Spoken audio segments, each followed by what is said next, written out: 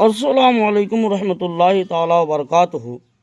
बरदरान मिल्लत इस्लामिया, जैसा कि आप तमाम मोमिनीन को मालूम है कि अभी फ़िलहाल में खुदा के मुनकिर जावेद अख्तर ने मुनाजरा किया और मुफ्ती शवाइल नदवी ने भरपूर उसका जवाब दिया और ये साबित कर दिया कि अल्लाह है और मौजूद है। तो खुदा का इनकार करने वाले सिर्फ इसी दौर में नहीं हैं, बल्कि ये तो बहुत पहले से चला आ रहा है। इसलिए कि मैं आपको बता दूं कि हज़रत इमाम आज़म अबू हनीफा अलैहि रहमत व रिज़वा के दौरे हाजिर में दहरियों ने यह ऐलान किया कि अल्लाह मौजूद नहीं है और ये ज़मीन, आसमान, चाँद और सूरज ऑटोमेटिक खुद ब खुद बनकर तैयार हो गए हैं, इसका बनाने वाला कोई नहीं है। जब उन लोगों का ये कहना कि इस दुनिया का बनाने वाला, पैदा करने वाला कोई नहीं है, तो इसका मतलब उन दहरियों ने खुदा के वजूद का इनकार कर दिया। तो इमाम आज़म अबू हनीफा अलैहि रहमत व रिज़वा फरमाते हैं कि ऐ दहरियों सुनो, अल्लाह मौजूद है। लिहाजा दहरिया और इमाम आज़म अबू हनीफा अलैहि रहमत व रिज़वा के दरमियान मुनाज़रा तय हुआ। मुनाज़रा इस बात का था कि खुदा मौजूद है कि नहीं है। तो मुनाज़रे की जगह, वक्त सब मालूम हो गया, सब तय हो गया कि फ़ला दिन में, फ़ला वक्त में, फ़ला जगह पे मुनाज़रा होगा। तो तमाम के तमाम लोग वहाँ पे जमा हो गए, लेकिन इमाम आज़म अबू हनीफा अलैहि रहमत व रिज़वा मुनाज़रे वाली जगह में काफ़ी देर बाद पहुँचे। इमाम आज़म रज़ी अल्लाह तआला अन्हु जब बहुत देर के बाद पहुँचे तो दहरियों ने कहा कि इतना बड़ा मुनाज़रा था, आपने बहुत देर कर दी। इमाम आज़म फरमाते हैं कि ऐ लोगों, तुम मुझसे ये नहीं पूछोगे कि मुझे देर किस वजह से लगी। लिहाजा उन दहरियों ने कहा कि इमाम आज़म अबू हनीफा अलैहि रहमत व रिज़वा, अच्छा आप बताइए कि इतना देर आपको कहाँ लग गई। इमाम आज़म अबू हनीफा अलैहि रहमत व रिज़वा फरमाते हैं कि जब मैं रास्ते से आ रहा था तो मैं क्या देखता हूँ कि एक दरिया के किनारे एक दरख्त लगा हुआ था। मेरे देखते ही देखते वो दरख्त ऑटोमेटिक कटना शुरू हो गया और उस दरख्त के तख्ते बनना शुरू हो गए। जब तख्ते बनना शुरू हो गए और उस तख्ते से एक कश्ती बनकर तैयार हो गई, और कश्ती जब तैयार हो गई तो वो कश्ती ऑटोमेटिक खुद ब खुद जाकर पानी में लग गई, दरिया में चली गई और दरिया में चलना शुरू कर दिया।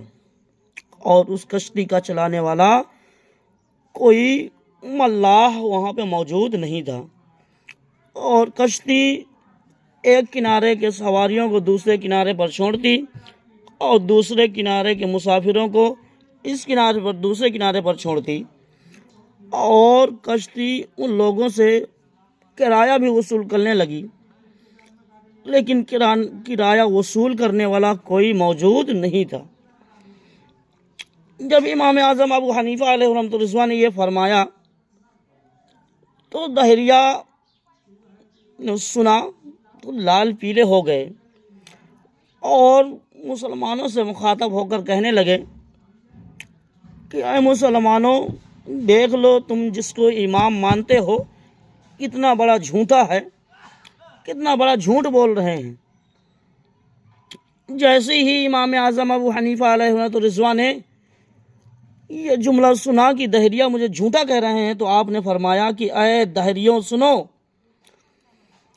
तुम अगर ये कश्ती वाली बात झूठी है तो इससे बड़ा झूठ तो तुम मानते हो कि चांद, सूरज, ज़मीनों आसमान को बगैर बनाए हुए ऑटोमेटिक कैसे बन सकते हैं, जब एक छोटी सी कश्ती बगैर बनाए हुए नहीं बन सकती, तो ये ज़मीनों आसमान, चांदो, सूरज कैसे बन सकते हैं। तो खुदा के मुनकिर इसी दौर में नहीं बल्कि हर दौर में आते रहे हैं और उलमाए किराम इसका भरपूर जवाब देते रहे हैं। आप लोग इसी चैनल में पूरी 2 घंटे की क्लिप जो मुफ्ती शमाइल नदवी ने बहुत ही प्यारे और बेहतरीन अंदाज में खुदा के मुनकिरों से मुनाजरा किया और अपनी इल्मी बहस के ज़रिए से ये साबित किया कि अल्लाह है और वो मौजूद है और वो एक है। अस्सलाम वालेकुम रहमतुल्लाहि ताला व बरकातुहू। के लिए जिसने इस यूनिवर्स को एक मकसद के तहत पैदा किया है, रिस्पेक्टेड जनाब जावेद अख्तर साहब, मिस्टर सौरभ द्विवेदी और respected audience, thank you all for being here today. आज की डिबेट में चूंकि हम बात करने वाले हैं डज गॉड एग्जिस्ट के टॉपिक पर, तो ये एक ऐसा टॉपिक है जिसके मुताल्लिक़ कोई भी डिसीजन लेने के लिए अलग अलग स्टैंडर्ड्स हो सकते हैं। लिहाजा डिबेट के शुरू में ये ज़रूरी है कि हम ये जान लें कि आज के इस टॉपिक में कौन सा स्टैंडर्ड सही होगा और कौन सा गलत होगा। सबसे पहला स्टैंडर्ड जिसे मैं समझता हूँ कि हमारे रिस्पेक्टेड जनाब जावेद अख्तर साहब बड़ी तेज़ी के साथ उसकी तरफ लपकेंगे, वो है साइंस। जबकि साइंस दर हकीकत खुदा के एग्जिस्टेंस को डायरेक्टली साबित करने या उसके एग्जिस्टेंस को डिनाई करने के लिए स्टैंडर्ड नहीं बन सकती। और उसकी वजह क्या है, ये मैं नहीं कह रहा, ये वो लोग कह रहे हैं जो साइंस के एक्सपर्ट्स हैं। नेशनल एकेडमी ऑफ साइंस कहती है science doesn't have the processes to prove और disprove the existence of God. Why? क्योंकि साइंस का ताल्लुक एम्पेरिकल एविडेंस से है और एम्पेरिकल एविडेंसेस का ताल्लुक हमारे नेचुरल और फिजिकल वर्ल्ड से है, जबकि गॉड नॉन फिजिकल और सुपर नेचुरल रियलिटी है। लिहाजा नॉन फिजिकल रियलिटी को आप उस टूल के साथ नहीं चेक कर सकते जिसका काम फिजिकल रियलिटी को तलाश करना है। लिहाजा आज इस डिबेट में गॉड की एग्जिस्टेंस को साबित करने या उसे डिनाई करने में साइंटिफिक एविडेंस को एक्सेप्ट नहीं किया जाएगा। दूसरा स्टैंडर्ड हो सकता है रेविलेशन, कि रेविलेशन के जरिए हम ये साबित करें कि गॉड एग्जिस्ट करता है या नहीं। लेकिन ये स्टैंडर्ड भी आज इररेलेवेंट है। क्यों? क्योंकि रेविलेशन मेरे नज़दीक सोर्स ऑफ नॉलेज है, वैलिड सोर्स ऑफ नॉलेज है, लेकिन हमारे जावेद अख्तर साहब के नज़दीक ये वैलिड सोर्स ऑफ नॉलेज नहीं है। लिहाजा आज की डिबेट में मैं एक भी एविडेंस किसी भी मजहबी स्क्रिप्चर से नहीं दूंगा ताकि जावेद अख्तर साहब के लिए वो अनएक्सेप्टेबल ना हो। तीसरा जो मेयार हो सकता है वो है ऑब्जर्वेशन, कि भाई कोई कहे कि हमें खुदा दिखाओ, अगर है तो दिखाओ, या ये कि खुदा के एग्जिस्टेंस पर एम्पेरिकल एविडेंस दो, तो ये है दर हकीकत गलत टूल का इस्तेमाल करना। ये ऐसा ही है कि जावेद साहब मुझसे ये मुतालबा करें कि मुफ्ती साहब आप मेटल डिटेक्टर के जरिए प्लास्टिक डिटेक्ट करके दिखाएं। अब चूंकि प्लास्टिक डिटेक्ट नहीं हो पा रही है लिहाजा plastic does not exist. No, you are using the wrong tool. इस टूल से प्लास्टिक को डिटेक्ट नहीं किया जाता। लिहाजा मैं समझता हूं कि गॉड के एग्जिस्टेंस पर एम्पेरिकल एविडेंस का मुतालबा करना एक बचकाना मुतालबा है और हमारे रिस्पेक्टेड जनाब जावेद अख्तर साहब इस स्टेज से अब बहुत आगे निकल चुके हैं। अब बचता है एक ही स्टैंडर्ड, और वो स्टैंडर्ड है अक्ल, लॉजिक, रीजनिंग। और यही वो स्टैंडर्ड है जिसके तहत गॉड की एग्जिस्टेंस को साबित किया जाएगा या गॉड की एग्जिस्टेंस को डिनाई किया जाएगा। लेकिन चूंकि ये बहुत इंपॉर्टेंट और सेंसिटिव टॉपिक है, इसलिए लॉजिकल आर्ग्यूमेंट भी ऐसा होना चाहिए जो डेफिनेटिव हो, इनडेफिनेटिव ना हो, जो 2 और 2 4 की तरह बिल्कुल वाजे हो, जिसे लॉजिकली रिजेक्ट करना पॉसिबल नहीं हो। फॉर एग्जाम्पल हम कहें हमारे रिस्पेक्टेड मिस्टर सौरभ साहब ये एक इंसान है और तमाम इंसान कॉन्शियस बीइंग है, लिहाजा नतीजा क्या निकला, हमारे सौरभ साहब भी कॉन्शियस बीइंग है। क्या ये इंडेफिनेट आर्ग्यूमेंट है या डेफिनेट आर्ग्यूमेंट है? ये डेफिनेट आर्ग्यूमेंट है। ये 2 और 2 की तरह वाजे है, इसमें किसी तरह जो है लॉजिकली इसको रिजेक्ट नहीं किया जा सकता। तो अगर आज हमारे जावेद अख्तर साहब ऐसी कोई अकली दलील और लॉजिकल एविडेंस दें खुदा के ना होने पर जो डेफिनेट भी हो, तो मैं ये ऐलान करता हूं कि यकीनन मैं उस एविडेंस को कबूल करूंगा और उस पर गौर करूंगा। लेकिन साथ में ये भी ऐलान कर देता हूं प्रेडिक्शन के तौर पर कि ऐसा कोई डेफिनेट आर्ग्यूमेंट कोई नहीं पेश कर सकता। दलील हम देंगे और डेफिनेटिव दलील देंगे, लॉजिकल दलील देंगे, ऐसी दलील देंगे जो एंटायर एथिस्टिक वर्ल्ड उसे रेफ्यूट नहीं कर सकती। चलें अब हम एक एग्जाम्पल सोचते हैं, एक सिनेरियो, सिंपल सिनेरियो, तमाम ऑडियंस से गुजारिश है, हम और आप एक आइसोलेटेड आइलैंड पर हैं, ऐसा आइलैंड जहां पे हमसे पहले कोई कभी नहीं गया। चलते चलते आपके सामने अचानक आपने देखा एक पिंक कलर की बॉल पड़ी हुई है। सबसे पहला सवाल आपके जहन में क्या आएगा कि ये बॉल यहां क्यों आई, कैसे आई, ये पिंक कलर की ही क्यों है, कोई और कलर भी हो सकता था, ये इसी शेप में क्यों है, कोई और शेप भी हो सकता था। नेचुरली आप इस तरफ पहुंचेंगे कि कोई ना कोई है जिसने इन स्पेसिफिक प्रॉपर्टीज के साथ इस बॉल को बनाया है और यहां पे रखा है। चूंकि आप जानते हैं कि ये जो बॉल है इसका एग्जिस्ट करना जरूरी नहीं है, ये एग्जिस्ट कर भी सकती थी, नहीं भी कर सकती थी, और एग्जिस्ट करना ही था तो किसी और फॉर्म में करती, किसी और कलर में करती। अब आप इस बॉल को एक्सपैंड करते चले जाएं, एक्सपैंड करते चले जाएं, एक्सपैंड करते चले जाएं, यहां तक कि ये बॉल यूनिवर्स के साइज की हो जाए। बताइए कि क्या साइज के बढ़ जाने से सवाल बदल जाएगा? हरगिज नहीं बदलेगा। अभी भी सवाल रहेगा ये यूनिवर्स कहां से आया, इन स्पेसिफिक प्रॉपर्टीज के साथ कहां से आया, क्यों आया, किसने बनाया, ये सवाल उस वक्त भी वैलिड रहेगा। लेकिन ये सवाल अगर हम जनाब जावेद अख्तर साहब से करें तो चूंकि इनका वर्ल्ड व्यू एथिस्टिक है, और सिर्फ इनका नहीं, मतलब जितने भी एथिस्ट हैं और एथिस्टिक वर्ल्ड व्यू को रखने वाले से अगर आप ये सवाल करें कि ये यूनिवर्स कहाँ से आया, तो इनका जवाब या तो आर्ग्यूमेंट फ्रॉम इग्नोरेंस होगा या डॉगमेटिक होगा। या तो ये कहेंगे कि मुझे नहीं पता कि ये कहाँ से आया, लिहाजा गॉड डज नॉट एग्जिस्ट, ये आर्ग्यूमेंट फ्रॉम इग्नोरेंस है। या ये कहेंगे कि ये यूनिवर्स खुद ब खुद बन गया, इसका मतलब ये है कि उस बॉल को भी खुद ब खुद बन जाना चाहिए। लेकिन बॉल के ताल्लुक से ये एक्सप्लेनेशन एक्सेप्ट नहीं की जाएगी कि खुद ब खुद बन गई, लेकिन यूनिवर्स के ताल्लुक से कर दिया जाएगा। इसे हम दूसरे अल्फाज में डॉगमा भी कह सकते हैं। दूसरी चीज़, हमारे जावेद अख्तर साहब ज़रूर गॉड ऑफ गैप्स की मिसाल भी ज़रूर देंगे, और मिसाल देंगे कि पहले ज़माने में बिजलियाँ कड़कती थी तो लोगों ने किसी एक खुदा की तरफ, और बारिश होती थी तो दूसरे खुदा की तरफ मंसूब कर दिया, उनके पास दलील नहीं थी।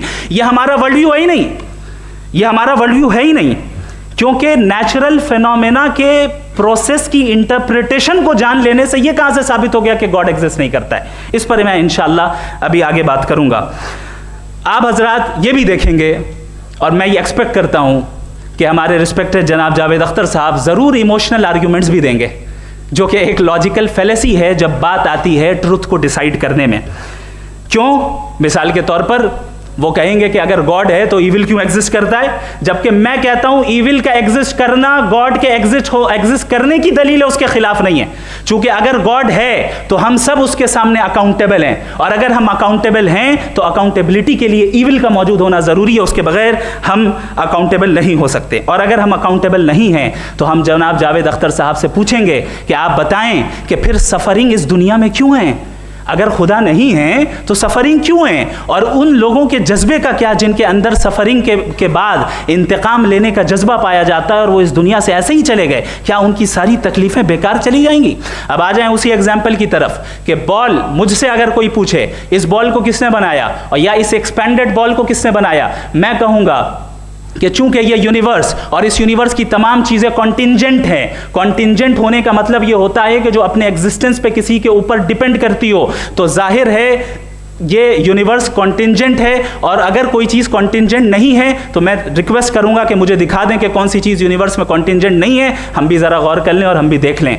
और जब कॉन्टिंजेंट चीज़ें मौजूद हैं तो फिलोसोफर्स की इस्तिलाह के मुताबिक हम उस टर्मिनोलॉजी के मुताबिक हम उस जगह तक पहुंचते हैं और उस हस्ती तक पहुंचते हैं जिसे नेसेसरी बीइंग कहा जाता है, कि ये वो नेसेसरी बीइंग है जिसका मौजूद ना होना नामुमकिन हो। क्योंकि अगर ये मौजूद ना हो तो सारी चीज़ें एग्जिस्टेंस में आएंगी ही नहीं, और ये सारी कॉन्टिंजेंट चीज़ें उसी के ऊपर डिपेंड करती हैं। अब अगर आप ये सवाल करते हैं कि फिर उस हस्ती को किसने बनाया, फिर उसका कॉज क्या है, फिर उसका कॉज क्या है, फिर उसका कॉज क्या है, और एंडलेसली चले जाएं, इसे हम कहते हैं इन्फिनिट रीग्रेस ऑफ कॉजेज, जो कि लॉजिकल फैलेसी है। कॉन्सेप्चुअली इन्फिनिटी पॉसिबल है। मिसाल के तौर पे न्यूमेरिकल्स 1 2 3 गिनते चले जाएं, इन्फिनिट नंबर्स हैं। मैं कॉन्सेप्चुअली बात नहीं कर रहा, प्रैक्टिकली रियलिटी में साबित करके दिखाएं कि infinite regress of causes possible है या नहीं।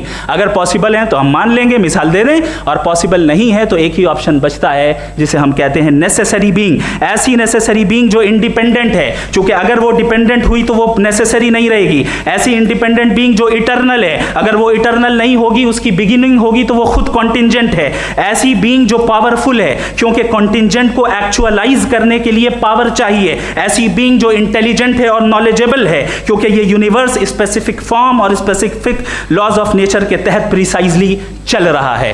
थैंक यू मुफ्ती साहब। मैं इन दलीलों के बाद जावेद अख्तर साहब से गुजारिश करूंगा, आप बैठ के बोलना चाहेंगे या बाहर? जी।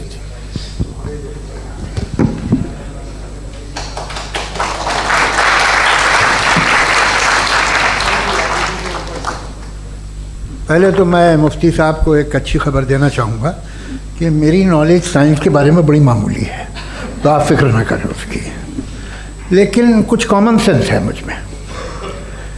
देखिए, ये खुदा का तस्वुर कोई नया तस्वुर नहीं है, ये सदियों से रहा है। ये कुछ रिलीजन 3000 साल पुराने होंगे, 4000 साल पुराने होंगे, लेकिन इंसान कोई 10,000 12,000 साल से एग्जिस्ट करता है होमो सेपियन की शक्ल में, और हमेशा कुछ ना कुछ मज़हब रहे। ये मज़हब जाहिलों के नहीं थे, ये मज़हब एक ऐसी ग्रीक सोसाइटी के थे जहाँ बड़े बड़े फिलोसफर्स पैदा हुए। ये मज़हब इजिप्शियंस के थे जिन्होंने पिरामिड्स बनाए थे। ये रोमन्स के थे कि जिनका आर्किटेक्चर और सेनेट यानी पहली बुनियाद डेमोक्रेसी की, लिमिटेड थी मगर डेमोक्रेसी थी, ये उन लोगों ने किए थे। तो इनका जो जुपिटर था, रा था, ज़्यूस था, उन्हें उस पर इतना ही एतमाद था जितना आज किसी मजहबी आदमी को अपने खुदा पे होगा। क्रिश्चियनिटी आने से पहले यूरोप में एक मज़हब था, जर्मेनिक रिलीजन। उसका एक खुदा था, उसकी एक बीवी थी, उसके 2 बेटे थे, एक बेटी थी। फिर जर्मनी में जब यूरोप में क्रिश्चियनिटी आई तो वो खुदा, उसकी बीवी और पूरे ख़ानदान चला गया। तो हमने, अगर हम हिस्ट्री देखें तो खुदा जो हैं वो ज़्यादातर फ़नी हैं, वो हमेशा रहे नहीं। और वो जो लोग इन्हें मानते थे उनको आप कहें वो तो जाहिल थे, उन्हें तो कुछ पता ही नहीं था, ऐसा नहीं है। वो अपने वक्त में बड़े काबिल लोग थे और अपने वक्त में उन्होंने बड़े बड़े काम किए हैं, फिलोसफर्स थे, साइंटिस्ट थे, लेकिन उनका मज़हब कहाँ गया, उनके खुदा कहाँ गए? आज जो खुदा हैं दुनिया में लोग उन्हें मानते हैं। आपको क्या मालूम कि कितने बरसों के बाद क्या होने वाला है? हम यूरोप में देखते हैं तो चर्च खाली हैं। तो वक्त के साथ चीज़ें बदलती हैं। जहाँ तक इसका ताल्लुक़ है मज़हबों का, हर मज़हब आपसे एक चीज़ मांगता है, फेथ। ये फेथ क्या चीज़ होती है? What is the difference between faith and belief? ये तो बहुत ही अहमखाना बात होगी कि कोई आदमी कहे साहब अगर खुदा है तो मुझे दिखाइए। ये तो जाहिलाना बात हुई। मैंने तो नॉर्थ पोल नहीं देखा है, मगर मैं मानता हूँ कि नॉर्थ पोल है। मैं क्यों मानता हूँ? इसलिए कि अगर ये दुनिया राउंड है तो भी उसका कोई टॉप होगा। कुछ लोग हैं जो वहाँ गए भी हैं, कॉमन सेंस कहता है कि ऐसा होगा, सबूत है, गवाह है, रीज़न है। तो ये मेरा फेथ नहीं है। तो फेथ में और बिलीफ में डिफरेंस क्या है? जो मज़हब मांगता है आपसे, हर मज़हब फेथ मांगता है। फेथ का मतलब ये है कि ना कोई गवाह हो, ना कोई सबूत हो, ना कोई रैशनल हो, ना कोई लॉजिक हो, ना कोई प्रूफ हो, मगर तुम एक बात को मानो। ये है फेथ। वरना बिलीफ होता। अगर इसमें कुछ भी सबूत होते, गवाह होते, तो फिर इसे आप बिलीफ कहते हैं। जैसे मेरा बिलीफ है कि नॉर्थ पोल है, मेरा फेथ थोड़ी है। फेथ इन तमाम शर्तों को रद्द करता है। तो फिर स्टुपिडिटी क्या है? अगर मैं एक बात ऐसी मानूं जिसकी ना कोई लॉजिक है, ना कोई रैशनल है, ना कोई प्रूफ है, ना कोई गवाह है, ना कोई सबूत है, और मैं उसे मानूं, तो ये स्टुपिडिटी हुई। इसे ही भाई कल को मैं यकीन कर लूँ कि एलॉन मस्क जो है मेरा भाई है, तो मुझे इंतहाई खुशी होगी, सुकून भी बहुत मिलेगा मुझे। लेकिन और कहे भाई क्यों मानते हो, क्या सबूत है भाई, वो तो अमेरिकन है और तुम तो इंडियन हो, वो तो नस्ल लगे, तुम्हें कभी मिले भी नहीं। साहब देखिए मेरा फेथ है, इस पर बात न किया। फेथ का मतलब ही यह है कि आप प्रूव नहीं कर सकते। अगर आप प्रूव कर सकते हो तो फेथ की ज़रूरत ही नहीं, फिर तो आप बात करेंगे, आप कितनी बहस कर लीजिए। अल्टीमेटली दुनिया का हर मज़हब फेथ पे टिका है, और फेथ का मतलब है एक ऐसा यकीन जिसका कोई सबूत, कोई गवाह, कोई रैशनल नहीं। अब आप ये कहें, क्या आप ये क्यों कह रहे हैं कि साहब ये कायनात किसने बनाई? कमाल ये है कि आपने बताया कि एक आइलैंड पर गए और एक बॉल देखी। आपने ये नहीं कहा कि आइलैंड किसने बनाया, आपको सिर्फ बॉल पे हैरत हुई। हमने आइलैंड पे हमने हैरत नहीं की, होते हैं आइलैंड। इसी तरह ये आइलैंड है, सितारे, ये गैलेक्सीज, ये सब आइलैंड हैं, खला में। हम उन्हें टेकन फॉर ग्रांटेड लेते हैं, हम पूछते नहीं किसने बनाए। आपने जजीरे के बारे में नहीं पूछा है। मेरी पैदाइश कैसे हुई? क्या मैं प्लान पैदा हुआ था? I was plan to be born, या एक लकी स्पर्म था जो किसी एक से चिपक गया? मेरी पैदाइश रैंडम। और इंसाफ जिसे आप कहते हैं, इंसाफ का तो नेचर से कोई वास्ता ही नहीं है। जो आप कहते हैं कि एक दिन इंसाफ मिलेगा, इंसाफ is a human concept, nature में कोई इंसाफ नहीं। अगर शेर हिरन को खा जाता है तो उसे कोई सजा नहीं मिलती। अगर एक आंधी आती है और हरे भरे पेड़ों को उखाड़ के फेंक देती है तो आंधियों की जेल नहीं होती है। नेचर में इंसाफ नहीं, इसलिए मुझे नेचर को इंसाफ की ज़रूरत भी नहीं। नेचर तमाम एक है। अब हम कहें कि साहब ये देखिए जो मैंने खाना खाया था, ये मेरी आँख तो नहीं यूँ कर दिया उसे, तो इसे सज़ा मिलनी नहीं, वो सिस्टम है, ऐसे ही चल रहा है। नेचर बग़ैर इंसाफ के है। इंसाफ इज़ अ ह्यूमन कॉन्सेप्ट। तो जो आपसे कहता है कि मैं तुम्हें इंसाफ दूंगा, वो इंसानी जहन की पैदावार है। ये नेचुरल है ही नहीं, ये आसमानी है ही नहीं। नेचर का तस्वुर, इंसाफ का तस्वुर। भाई आप साथ मिलते हैं, अब आप लेफ्ट हैंड ड्राइव कर लें, ये क्या है? तमाम सच, तमाम नेकी, तमाम शराफत लेफ्ट हैंड ड्राइव है। वरना क्या होगा, या तो आप क्रॉस कर देंगे, आपका एक्सीडेंट हो जाएगा, या आप किसी को मार देंगे, या ट्रैफिक जैम हो जाएगा। झूठ, बेईमानी, रिश्वतखोरी, ये तमाम जो है driving on the wrong side है। इसके ऊपर कुछ नहीं। ये तो हमने बनाया, जैसे हमने लेफ्ट हैंड ड्राइव बनाई है। ये कॉन्सेप्ट ऑफ इंसाफ जो है ये हमारा है, इसका नेचर से कोई वास्ता नहीं। शेर खा जाता है हिरन को, उसे जेल होती है क्या? कुछ भी नहीं है ही नहीं। तो ये जो दुनिया के रिलीजन प्रॉमिस करते हैं आपसे इंसाफ, इसी से मालूम होता है कि ये मैन मेड है। ये तसव्वुर कहीं और का है ही नहीं। जो नेचर है, कुछ लोग कहते हैं नेचर ही खुदा है, तो नेचर में तो इंसाफ नहीं कहीं। और आप वादा कर रहे हैं कि तुम्हें मरने के बाद इंसाफ मिलेगा। मुझे अगर मिलेगा तो मैं बहुत खुश होऊंगा, लेकिन मैं यकीन नहीं कर पाता हूँ, इसलिए कि मैं फेथ नहीं पैदा कर सकता। The very fact that religions demand faith, इसका मतलब है कि उनके पास जस्टिफिकेशन नहीं है। अच्छा साहब, फिर रिलीजन अगर मॉडरेशन में है, कोई सा भी नहीं, वो आप में कुछ खूबियाँ भी पैदा करता होगा। देखिए उससे ये फ़ायदा है, वो फ़ायदा है। अल्कोहल जो है वो ज़्यादातर दवाओं में यूज़ होती है, और एक सर्वे किया गया था अमेरिका में कि लॉन्जिटिविटी किन लोगों की है, तो एक तरफ वो लोग थे जो शराब पीते ही नहीं थे, और एक तरफ वो थे जो एक बोतल शराब रोज़ पीते थे। सबसे ज़्यादा लंबी उम्र उनकी है जो 2 पैक नाप के शराब पीते हैं और खाना खाते हैं। मगर हम शराब को बुरा समझते हैं, मैं भी बुरा समझता हूँ। क्यों? ऐसा होता नहीं। कुछ चीज़ों में आदत होती है कि वो बढ़ती है।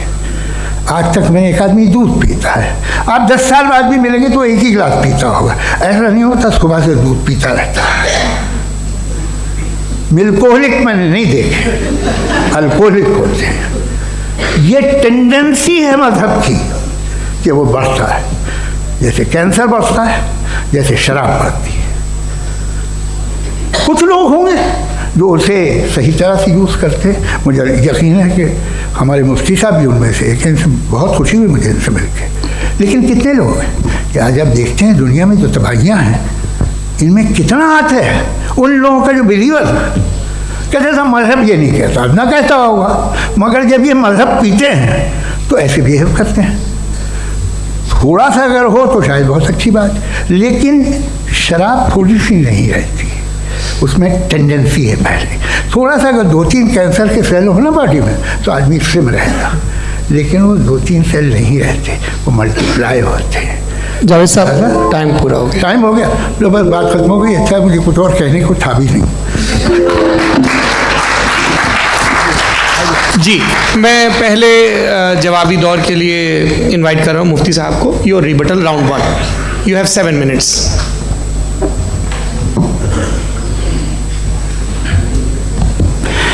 Thank you very much Javed साहब। आपकी बात को सुनकर बड़े महजूज हुए हम लोग। महजूज, do you understand? We enjoyed. Okay, अब थोड़ा सा लॉजिकली उसको हम लोग देखते हैं। दरअसल हम लोगों ने कल गुजारिश की थी मुफ्ती साहब से भी, जावेद साहब से भी, कि हिंदुस्तानी ज़बान आम फहम सबको समझ में आ जाए, और जहाँ कहीं आप मुश्किल शब्द इस्तेमाल करें वहाँ बताते भी चलें। Thank you. तो सबसे पहले हमारे रिस्पेक्टेड जावेद साहब ने हवाला दिया कि खुदा फ़ानी है। कितने मजहब आगे चले गए, किसी ने जुपिटर को खुदा माना, किसी ने किसी को माना। मैं कहता हूँ जिसने कॉन्टिंजेंट चीज़ को खुदा माना, गलत माना, वो खुदा ही नहीं, वो खुदा ही नहीं है।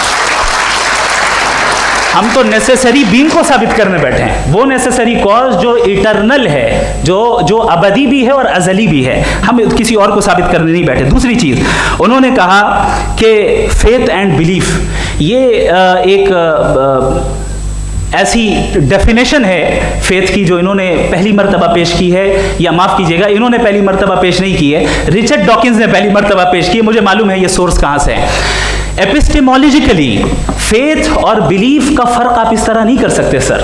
फेथ सही भी होता है, गलत भी होता है, बिलीफ सही भी होता है, गलत भी होता है। जो लॉजिक, रीजन और एविडेंस से बैक्ड होगा वो फेथ सही होगा। और आप जिस फेथ की बात कर रहे हैं कि इलॉजिकल है और उसके पीछे नहीं है, तो we are on the same page. हम नहीं मानते उस फेथ को, जो फेथ ऐसा हो जिसके पीछे कोई लॉजिक ना हो, एविडेंस ना हो, हम नहीं मानते। हम तो उस फेथ के कायल हैं जिसके पीछे लॉजिक हो और एविडेंस हो। तो बिलीफ सही भी होता है, गलत भी होता है, फेथ भी सही होता है और गलत भी होता है। तो आज फेथ और बिलीफ के डिफरेंस पे बात नहीं हो रही है। आज आप चाहे फेथ एक्सेप्ट कर लें या बिलीफ एक्सेप्ट कर लें, आज ये बात होगी कि ट्रूथ क्या है, चाहे ट्रू बिलीफ सही है या ट्रू फेथ सही है, और फॉल्स फेथ क्या है और फॉल्स बिलीफ क्या है, बात इस पे हो रही है। दूसरी चीज इन्होंने पूछा, स्टुपिडिटी फिर क्या है? अगर फेथ रिलीजन स्टुपिडिटी नहीं है तो और क्या है? चूंकि फेथ का मुतालबा करते हैं तो स्टुपिडिटी क्या है? मैं कहता हूं स्टुपिडिटी एथिज्म है। उसकी वजह यह है कि आप एक सड़क पे जा रहे हो और आप किसी गार्डन में जाएं और देखें वहां लिखा है फूलों के साथ I love Javed Akhtar, and I really do, I love you sir. So जब आप वहां पर पहुंचे तो वहां पहुंचकर अब ये बताएं, क्या आप ये कहेंगे वाह व्हाट अ नेचुरल सिलेक्शन? ये क्या नेचुरल सिलेक्शन है? नहीं, ये प्रिसाइजली डिजाइंड है, इसके पीछे डिजाइनर है। लिहाजा अगर कोई एक ऐसी कॉमन सेंस की बात को कबूल नहीं कर रहा है कि यूनिवर्स जो इतने प्रिसाइजली काम कर रहा है, हम कह दें कि खुद ब खुद बन गई, मैं समझता हूं इससे बड़ी स्टुपिडिटी और कुछ नहीं है। ये रैशनल चीज है। हमारे सर ने कहा कि आपने बॉल पे फोकस किया, आइलैंड पे फोकस नहीं किया। अरे आइलैंड को किसने बनाया यही समझाने के लिए तो बॉल की मिसाल दे रहा हूं। और बॉल भी कॉन्टिंजेंट है, आइलैंड भी कॉन्टिंजेंट है, दोनों नेसेसरी बीइंग का मुतालबा करते हैं। आगे इन्होंने कहा कि नेचर में कोई इंसाफ नहीं है, हम डिसाइड करते हैं कि मोरालिटी क्या होती है, इंसाफ क्या होता है। हम डिसाइड करते हैं, जैसे ड्राइविंग सीट में ट्रैफिक वाला, ये तो किसी खुदा ने नहीं कहा, ये है, इसे कहते हैं फॉल्स इक्विवेलेंस, ये एक लॉजिकल फेलेसी है। आपने जो है मिसाल दी ड्राइविंग की और ट्रैफिक की, ये सब्जेक्टिव मोरालिटी है। आप सब्जेक्टिव मोरालिटी को मिसाल बनाकर ऑब्जेक्टिव मोरालिटी के ऊपर नहीं थोप सकते। इंसाफ की ऑब्जेक्टिव मोरालिटी, अगर आप ये कहते हैं कि नेचर में इंसाफ नहीं है तो इंसाफ का न होना ये नेचुरल हुआ, तो फिर नेचर को नेचर रहने दे, क्यों हम इतना स्ट्राइव कर रहे हैं दुनिया में इंसाफ लाने के लिए? ये तो इलॉजिकल बात है, इरैशनल बात है। इसलिए बहुत सी चीजें ऐसी हैं जो ऑब्जेक्टिवली जो है इविल या गुड हैं, और बहुत सी चीजें ऐसी हैं जो सब्जेक्टिवली हैं। सब्जेक्टिवली जो मोरल होता है या इमोरल होता है उसको हम सोशल कंसेंसस से या पर्सनल प्रेफरेंस से डिसाइड करते हैं, लेकिन जो ऑब्जेक्टिव मोरालिटी है जिसमें इंसाफ आया, जो इन्होंने बार बार रिपीट किया, ये ऑब्जेक्टिव है, सब्जेक्टिव नहीं है। अगर आप कहते हैं ये सब्जेक्टिव है तो मेरा सवाल आपसे ये है, क्या सोशल कंसेंसस के जरिए अगर जुल्म को सही करार दे दिया जाएगा तो आप जुल्म को जस्टिफाई करेंगे? दूसरी चीज इन्होंने यह कहा कि 2 पैक शराब पी लें तो वो उतने पे नहीं रहता, बढ़ जाता है। यही मामला मजहब के साथ है, 2 पैक आप पी लें बढ़ेगा। तो ये एक ऐसी मिसाल है, इसको कहीं भी फिट कर लें कि आप एथिज्म पे जब फिट करें, जब आप 2 पैक एथिज्म का लेंगे ना तो वो बढ़ बढ़ के नॉर्थ कोरिया बनेगा। Thank you.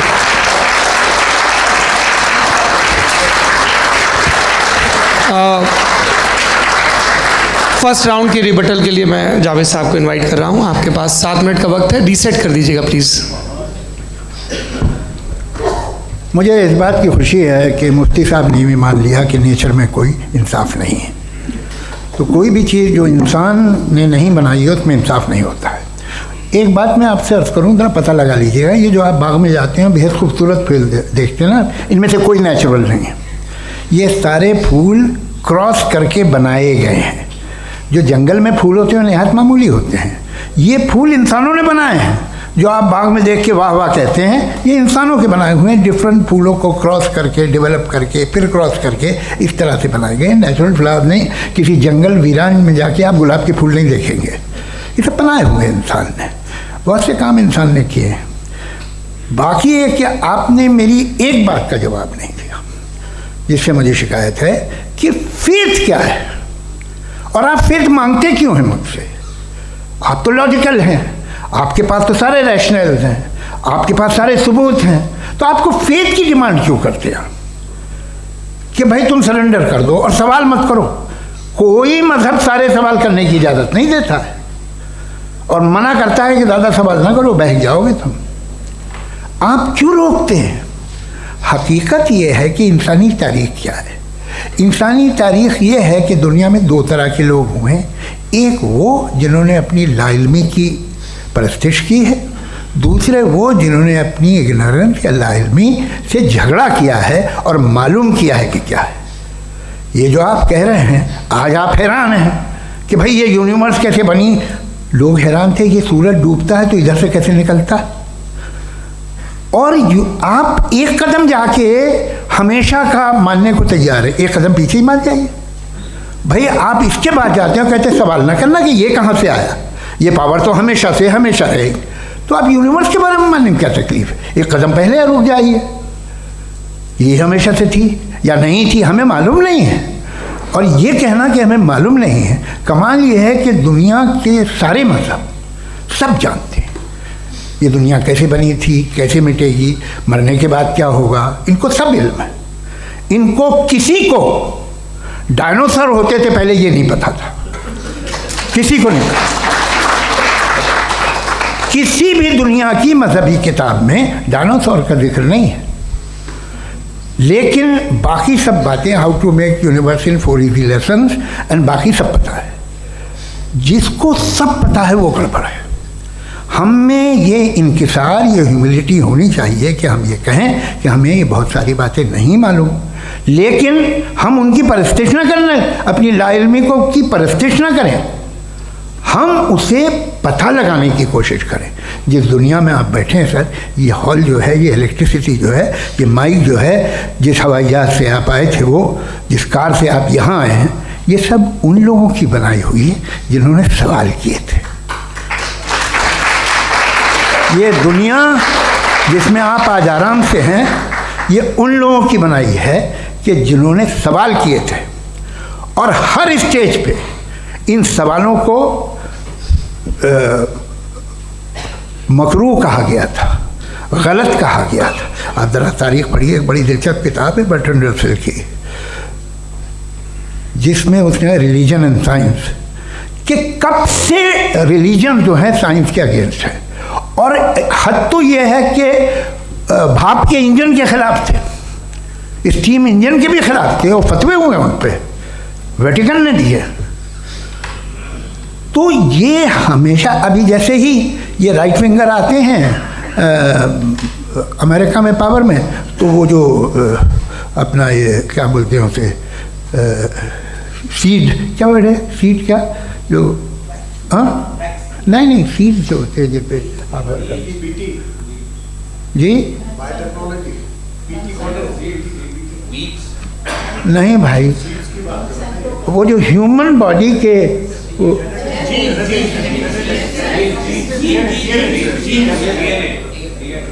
उस पर रिसर्च बंद हो जाती है, रिपब्लिकन नहीं करने देते। अरे भाई इतना डर क्या है तुम्हें? एक ज़माने में बहुत नाराज़ थे ये सारे मजहबी लोग कि ये इंसान तो इंसान बनाने की कोशिश कर रहा है। आपको क्या तकलीफ भाई, बना ले तो बना ले रहे तो, ये खौफ क्या है? और ये सब आज जो आप कह रहे हैं नामुमकिन है, ये कैसे हुआ? मुझे एक किस्सा याद आता है। जब मैं छठी क्लास में था तो मैं मैथमेटिक्स में बहुत वीक था, तो एक टीचर रख दिया गया, उसने 1 2 3 4 5 6 7 तो सिखा दिया मुझे। वो दिन मैं भूल नहीं सकता हूँ मुफ्ती साहब, जिस दिन उसने ये बताया कि 1/2 क्या होता है और 3/4 क्या होता है, मुझे ऐसा लगा कि मेरा सर बीच से फट जाएगा। ये आदमी कह रहा है कि जो दीवार के अंदर जाओ वॉक करते हुए। आज हंसता हूँ मैं इस बात पे। तो आज जो बातें आपके जहन से बिल्कुल परे हैं और आप हैरान होते उन्हें देख के, एक वक्त आएगा कि मामूली लगेंगे। और हुआ है, आपकी इंसानी तारीख ही है। इतनी जल्दी सारे फैसले आप मत कर लीजिए, थोड़ा ही ह्यूमिलिटी रखिए कि भाई ये हमें नहीं मालूम। ये कहने में क्या आ रहा है? ये यूनिवर्स कहाँ तक फैली, ये कब से है और कब तक रहेगी, हमें नहीं मालूम। आपने फैसला कर लिया कब बनी। ये आपके हिसाब से कोई 14 बिलियन ईयर बनी जो समझा जाता है। उससे पहले हजारों करोड़ों अरबों साल तक खुदा बैठा क्या कर रहा था? खामोश बैठा था, ऐसी जमाइयाँ ले रहा था। फिर उसे आइडिया आया, यार एक काम करते, वक्त अच्छा गुजर जाएगा, यूनिवर्स पर आपसे, है ना? सोचिए, वो तो हमेशा से है ना, मगर यूनिवर्स हमेशा से नहीं है, ये तो बनाई गई है। और उससे पहले क्या था, इनका क्या काम था? कैसी बात है, ये बड़ा आसान है। जो बात हमें आज धीरे धीरे पता चली है, बरसों 2000 और 2500 साल पहले आपको किसी ने बता दिया कि क्या था, आप मान गए, और तब से वही मान रहे हैं जो 2500 साल पहले कहा गया था। सब कुछ बदल गया है, सॉल्व हो रही हैं चीज़ें। अभी साइंस बिल्कुल दावा नहीं करती, या कोई फिलोसफर ये दावा नहीं करता कि हमें सब मालूम, बल्कि वो कहता है कि हमें जितना मालूम होता है उससे ये मालूम होता है कि हमें कितना कम मालूम। तो हम अपनी जहालत से लड़ें, उसकी परस्तिश ना करें। जी, टाइम है। Thank you so much. मैं तर्कों की श्रृंखला में राउंड 2 के लिए मुफ्ती साहब को आमंत्रित कर रहा हूँ। आपके पास एक बार फिर से 7 मिनट का वक्त है। शुक्रिया। जनाब जावेद अख्तर साहब कई मरतबा दोहरा रहे हैं कि फ़ेथ का मतलब बताइए, फ़ेथ का मतलब बताइए। मैंने बता दिया, फ़ेथ सही भी होता है, गलत भी होता है। और आज हम फ़ेथ पे बात नहीं कर रहे, हम ट्रुथ और डज गॉड एग्जिस्ट पे बात कर रहे हैं। क्या डज गॉड एग्जिस्ट, ये ट्रुथ यानी गॉड है या नहीं है, इसमें से दोनों ट्रुथ क्या है। अब आप उसे फेथ कह लें, बिलीफ कह लें, नॉट माई बिजनेस। उसके बाद आपने कहा कि भाई सवाल करने से मजहब रोकता है। मैं कहता हूं जो रोकता है वो रोकता होगा, मैं नहीं रोकता। बल्कि सवाल करें, सवाल करना चाहिए। सवाल कर करके तो हम आगे बढ़ते हैं, तरक्की करते हैं, और इसीलिए मैं आज यहाँ पे आया हूँ। लेकिन सवाल सिर्फ खुदा से नहीं होगा, आपसे भी होगा। सवाल एथिज्म से भी होगा, सवाल सिर्फ मजहब से नहीं होगा, सबसे होगा। और आज मैं सवाल करूंगा और उम्मीद है कि आप जवाब देंगे। अभी तक आपने वैसे कॉन्टिंजेंसी आर्गुमेंट का कोई जवाब नहीं दिया है। चलें, आपने कहा यूनिवर्स के बारे में इटर्नल क्यों नहीं बोल देते। ये चूंकि लॉजिकली पॉसिबल ही नहीं है कि यूनिवर्स इटर्नल हो। यूनिवर्स एक कॉन्टिंजेंट चीज़ है जो टाइम एंड स्पेस के पाबंद है, टाइम एंड स्पेस से बाउंड है। जो टाइम एंड स्पेस से बाउंड होगा वो कॉन्टिंजेंट होगा, जो कॉन्टिंजेंट होगा वो उसकी बिगिनिंग हुई होगी, जिसकी बिगिनिंग हुई होगी वो इटर्नल नहीं हो सकता। ये तो कॉमन सी बात है। आपने कहा कि किसी मजहबी किताब में डायनासोर का जिक्र नहीं है। अफसोस कि आज तक किसी मैथमेटिक्स के किताब में मुझे डायनासोर का जिक्र नहीं मिला। तो इसका मतलब मैथमेटिक्स की किताब बेकार है? नहीं, उसका वो टॉपिक नहीं है। रेवलेशन का और मजहबी किताबों का टॉपिक ये नहीं है कि आपको आके बताए साइकिल कैसे बनाते हैं, या आकर ये बताएं कि जो है डायनासोर कब था। वो तो मोरालिटी सिखाने आया है, गॉड के बारे में बताने आया, नॉन फिजिकल रियलिटी की हकीकत को सिखाने के लिए आया। रिलीजियन साइंस को रोकता है? नहीं रोकता। अगर रोकता है तो गलत करता है। रिलीजियन साइंटिज्म को रोकता है, जिसमें हमारे जावेद साहब मुब्तला है। साइंस और साइंटिज्म में फर्क है।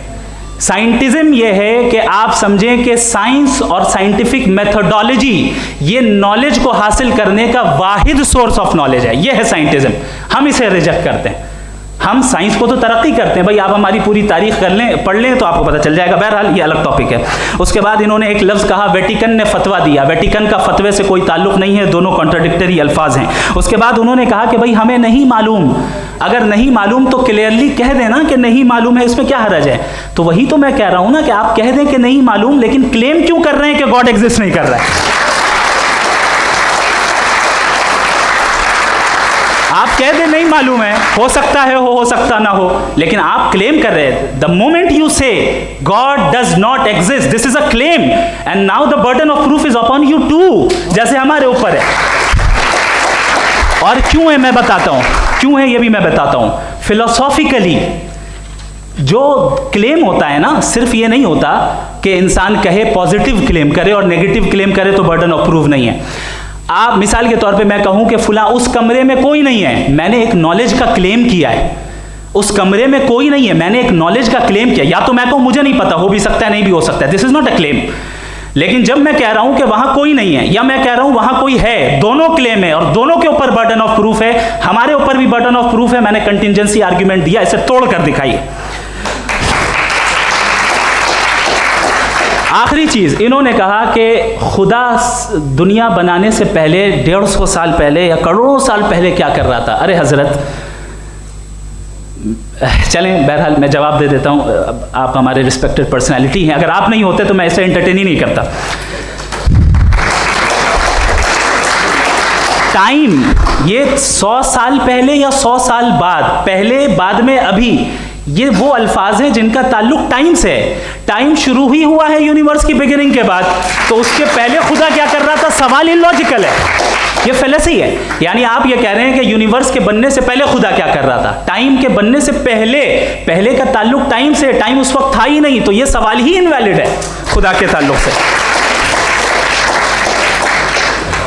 दूसरी चीज, आर्ग्यूमेंट ऑफ कंटिजेंसी जो मैंने आपके सामने पेश की है, आपने बार बार ये प्रूफ किया और ये कह रहे हैं कि गॉड ऑफ गैप्स। देखिए पहले नहीं मालूम था, साइंस ने कर दिया। सिंपल की मिसाल से मैं समझा देता हूं। जिस गैप्स की आप बात कर रहे हैं ना, साइंस उन गैप्स को जिन चीज के जरिए भी प्रूव करेगा वो कॉन्टिजेंट ही होगा। अब चाहे वो फोर्स हो, मैटर हो या एनर्जी हो। लिहाजा सवाल हमारा उस वक्त भी वैलिड होगा जब तक कि आप नेसेसरी बीइंग पे ना आ जाएं, और इन्फिनिट रिग्रेस पॉसिबल नहीं है of causes in practical world, तो जाहिर है कहीं रुकना पड़ेगा। जहां रुकेंगे वही खुदा है। दूसरी चीज, आपने ये क्या कह रहा था मैं, किस पॉइंट को? What? Oh no, after that, just now. हाँ, जहां रुकेंगे वही खुदा है। बहरहाल तो टाइम का जिक्र हो गया, गॉड ऑफ गैप, सॉरी, या इसकी एक मिसाल आप ले लें।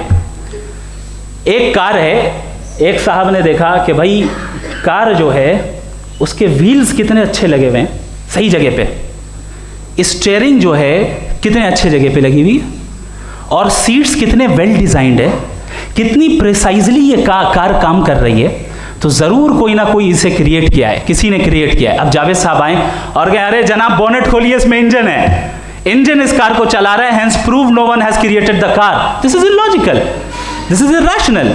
आपने इंजन के जरिए उस गैप को तो साबित किया, लेकिन क्या उससे कार की जो क्रिएशन है और उसका जो क्रिएटर है ये इम्पॉसिबल हो जाए? ऐसा पॉसिबल है? उसका सवाल खत्म हो जाए, ऐसा पॉसिबल है? नहीं। आपने गैप्स को फिल करके, कॉन्टिंजेंट चीजों से गैप्स को फिल करके हमारे ऑब्जर्वेशन को और ब्रॉड कर दिया। अब हमें और पता चल गया कि ये जो कार है इसका सिस्टम कितना ज्यादा कॉम्प्लेक्स है। पहले कम समझते थे, अब कॉम्प्लेक्सिटी और ज्यादा वाजे हो गई। अब हमें समझ में आ रहा है कि हमारी सर्टेनिटी और बढ़ गई कि जरूर इस कार को किसी ना किसी ने बनाया। यही मामला यूनिवर्स का है। साइंस हमेशा फिजिकल वर्ल्ड की चीजों को ही फिल करती जाएगी और फिजिकल चीजों से ही करती जाएगी, चूंकि एम्पेरिकल एविडेंस का ताल्लुक फिजिकल वर्ल्ड से है। आप साइंस के जरिए मेटाफिजिकल रियलिटी को कभी साबित नहीं कर सकते। ये रॉन्ग टूल का इस्तेमाल करना है। ये वही काम है कि आप मेटल डिटेक्टर से प्लास्टिक डिटेक्टर करने चलें, जो कि जाहिर है सही नहीं है। Thank you.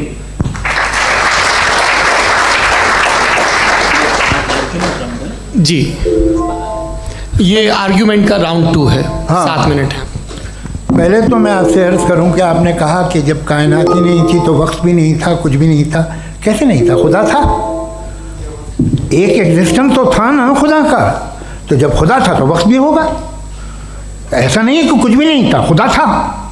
अच्छा, बाकी एक आपने कहा साहब आप साबित कीजिए, आपके पास भी लॉजिक है या मेरे पास भी लॉजिक है। आप मेरा जिम्मेदारी नहीं है साबित करना कि खुदा है। बर्टन रसल ने बड़ी अच्छी बात कही। बर्टन रसल ने बड़ी अच्छी बात कही। मैं आपसे अगर ये दावा करूं कि एक चाय की केतली मरीख के चारों तरफ घूम रही है, मार्स के चारों तरफ, तो ये आपका काम नहीं है कि आप साबित करें कि कोई चाय की केतली नहीं है। ये मेरा काम है, मैंने दावा किया है। ये दावा तो मजहबी लोग करते हैं कि खुदा है।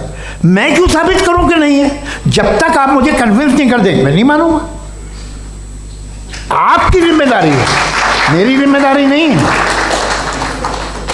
दोयम ये कि ये जो आप कह रहे हैं, जो गैप्स हैं, ये गैप जब जब किसी मज़हब को चैलेंज करते हैं, जब ऐसा कोई बात आती है तो हंगामा हो जाता है कि जब वो चैलेंज करें किसी फेथ को। ये तमाम साइंस जो है इसे मुख्तलिफ जगहों पे मुख्तलिफ वक्तों में मज़हब ने रोकने की कोशिश की है। ये किताब है religion and science, Burton Russell की, पढ़िएगा, अच्छी लगेगी आपको। तारीख़ ही है साइंस, मज़हब की साइंस से उसका यही रिश्ता है। अच्छा, अब ये हम सोचें कि बहरहाल ये वजूद जो है मज़हब और ये बिलीव इन गॉड इंसान को बेहतर बना देता है। तो एक काम कीजिए, हिंदुस्तान वर्ल्ड का नक्शा लीजिए और मार्क कीजिए कि रिलीजन कहाँ कहाँ ज़्यादा है, कहाँ कहाँ, चाहे वो लैटिन अमेरिका हो या मिडल ईस्ट हो या फार ईस्ट हो या हिंदुस्तान के वो इलाके जहाँ मजहबियत ज़्यादा है। रख दीजिए नक्शा अलग। अब दूसरा नक्शा कि कहाँ कहाँ नाइंसाफ़ी, रिप्रेशन, औरतों के हुकूक की पामाली, जुल्म, डिक्टेटरशिप कहाँ है, नक्शा एक ही होगा। तो आप मुझे बताएं कि जो इसका तरकीब इस्तेमाल क्या है? खुदा का तरकीब इस्तेमाल तो बताइए। आप छोटी सी दवा सड़क पे बेचते हैं, उसकी भी तरकीब इस्तेमाल बताते हैं। इसके इस्तेमाल से तो फ़ायदे नहीं हुआ किसी को। जो सारे के सारे ख़राब मुल्क हैं, ख़राब समाज है, वो सारे जुल्म खुदा के नाम पे करते हैं। वो गलत करते हैं, सही करते हैं, मुझे क्या लेना देना उससे। इस्तेमाल से मालूम होता ना। एक विस्की की बोतल कभी शायद देखी हो आपने, लाल रंग की होती है, उस पर रोशनी और छपड़ा इंतहाई खूबसूरत लगती है, क्या बिगाड़ रही है किसी का? उसका इस्तेमाल गलत है, इसलिए आप उसे नापसंद करते हैं। इसका इस्तेमाल गलत है, इस तसव्वुर का इस्तेमाल ही गलत है और हमेशा से गलत हुआ है। आप देख लीजिए, इंसानी तारीख देख लीजिए, आज देख लीजिए, हिंदुस्तान देखिए, दुनिया देख लीजिए, क्या हो रहा है। इसे कैसे इस्तेमाल कर रहे हैं फेथ वाले लोग? क्या फेयर हैं, जस्ट हैं, जो अपने खुदाओं पे यकीन रखते हैं? वो किस तरह के लोग हैं? वो लोगों को इंसाफ देते हैं, वो बेहतर इंसान बने। तो इस दवा का फ़ायदा क्या है? चलो बहुत फ़ायदा हो रहा तो मैं इस्तेमाल कर लूँगा। मुझे तो इस दवा का कोई फ़ायदा दिखता ही नहीं। मुझे तो ऐसा लगता, मैं एक और बात बताऊं, अगर कोई आदमी मजहबी है और अच्छा आदमी है तो मैं उसकी बहुत इज्जत करता हूँ, इसलिए कि मेरा ख्याल है मजहबी आदमी का अच्छा होना मुझसे अच्छा होने से ज़्यादा मुश्किल है। भाई हर चीज़ की एक लिमिट है, आप इतना भाग सकते हैं, इतना नहीं भाग सकते, इतना वज़न उठा सकते, इतना नहीं उठा सकते, इतना दूर देख सकते हैं, इतना दूर नहीं देख सकते। उसी तरह कॉमन सेंस कहता है कि आप में नेकी का भी एक कोटा होगा। अब आप अगर सुबह जाते हैं अपनी इबादत गाह और इबादत करते हैं तो बाहर निकलते हैं तो आप तो यही महसूस करते हैं कि आपने एक बहुत अच्छा काम किया, आपकी नेकी का एक बहुत बड़ा कोटा खर्च हो गया जिससे किसी का कोई फ़ायदा नहीं हो। मैं तो नहीं जाता हूँ तो मुझे तो किसी को खाना खिलाना पड़ेगा, किसी बेवा की मदद करनी पड़ेगी, मैं अपना कोटा कैसे कंज्यूम करूँ? आप अपना कोटा, सारे मजहबी लोग इंतहाई यूजलेस कामों में यूज़ करते हैं, उसके बाद भी अगर आप में बच्ची है थोड़ी सी शराफत तो भाई वाह क्या बात है।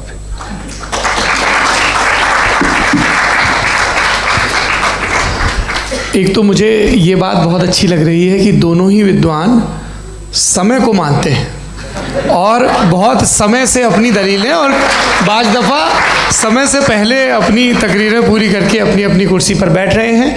ये इस आर्ग्यूमेंट का राउंड 2 पूरा हुआ। अब रिबटल का राउंड 2 है और उसके बाद क्रॉस एग्जामिनेशन होगा। नहीं, आपका आर्ग्यूमेंट हो गया सर। हमारे यहाँ स्कूल के सिलेबस में पंच परमेश्वर कहानी पढ़ाई जाती है, प्रेमचंद जी की लिखी हुई। आप निश्चिंत रहिए, आपके कोई राउंड में मिस नहीं होने दूंगा। रिबटल का राउंड 2 मुफ्ती शमाइल नदवी साहब।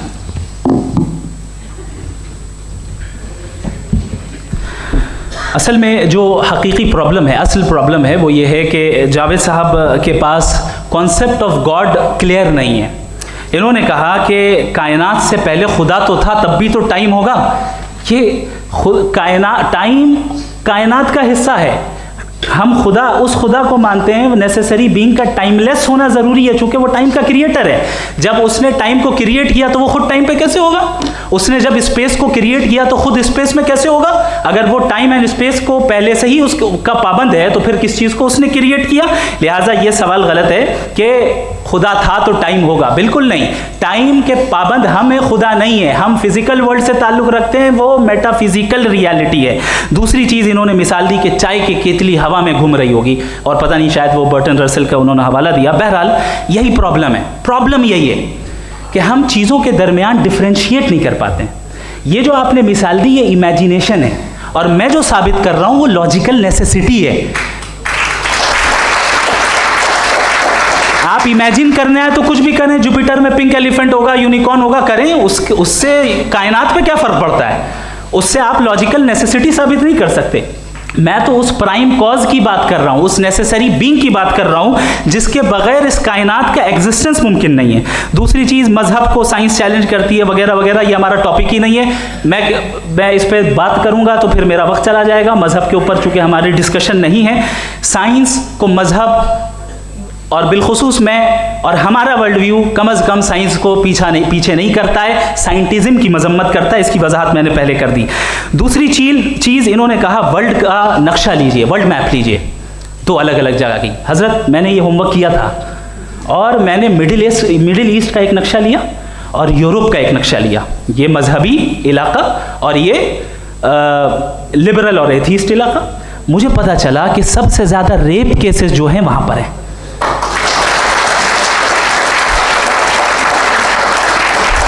मुझे ये पता चला यूएन की रिपोर्ट के मुताबिक, मैं ये अपने घर से नहीं लेके आ रहा, कि जो वर्किंग वुमेन है यूरोपियन कंट्रीज में, उसमें 81% वुमेन सेक्सुअल हैरेसमेंट का वर्क में शुमार हो रही है। ये मिडिल ईस्ट में नहीं हो रहा है, वो मजहबी लोग हैं इसलिए नहीं हो रहा है। दूसरी चीज़ आपने ये कहा कि मजहबी आदमी का अच्छा होना हमारे अच्छे होने से बहुत मुश्किल है, बहुत मुश्किल है। तो इसका मतलब यह है कि गॉड के अलावा आपके पास अच्छे और बुरे का कोई स्टैंडर्ड है।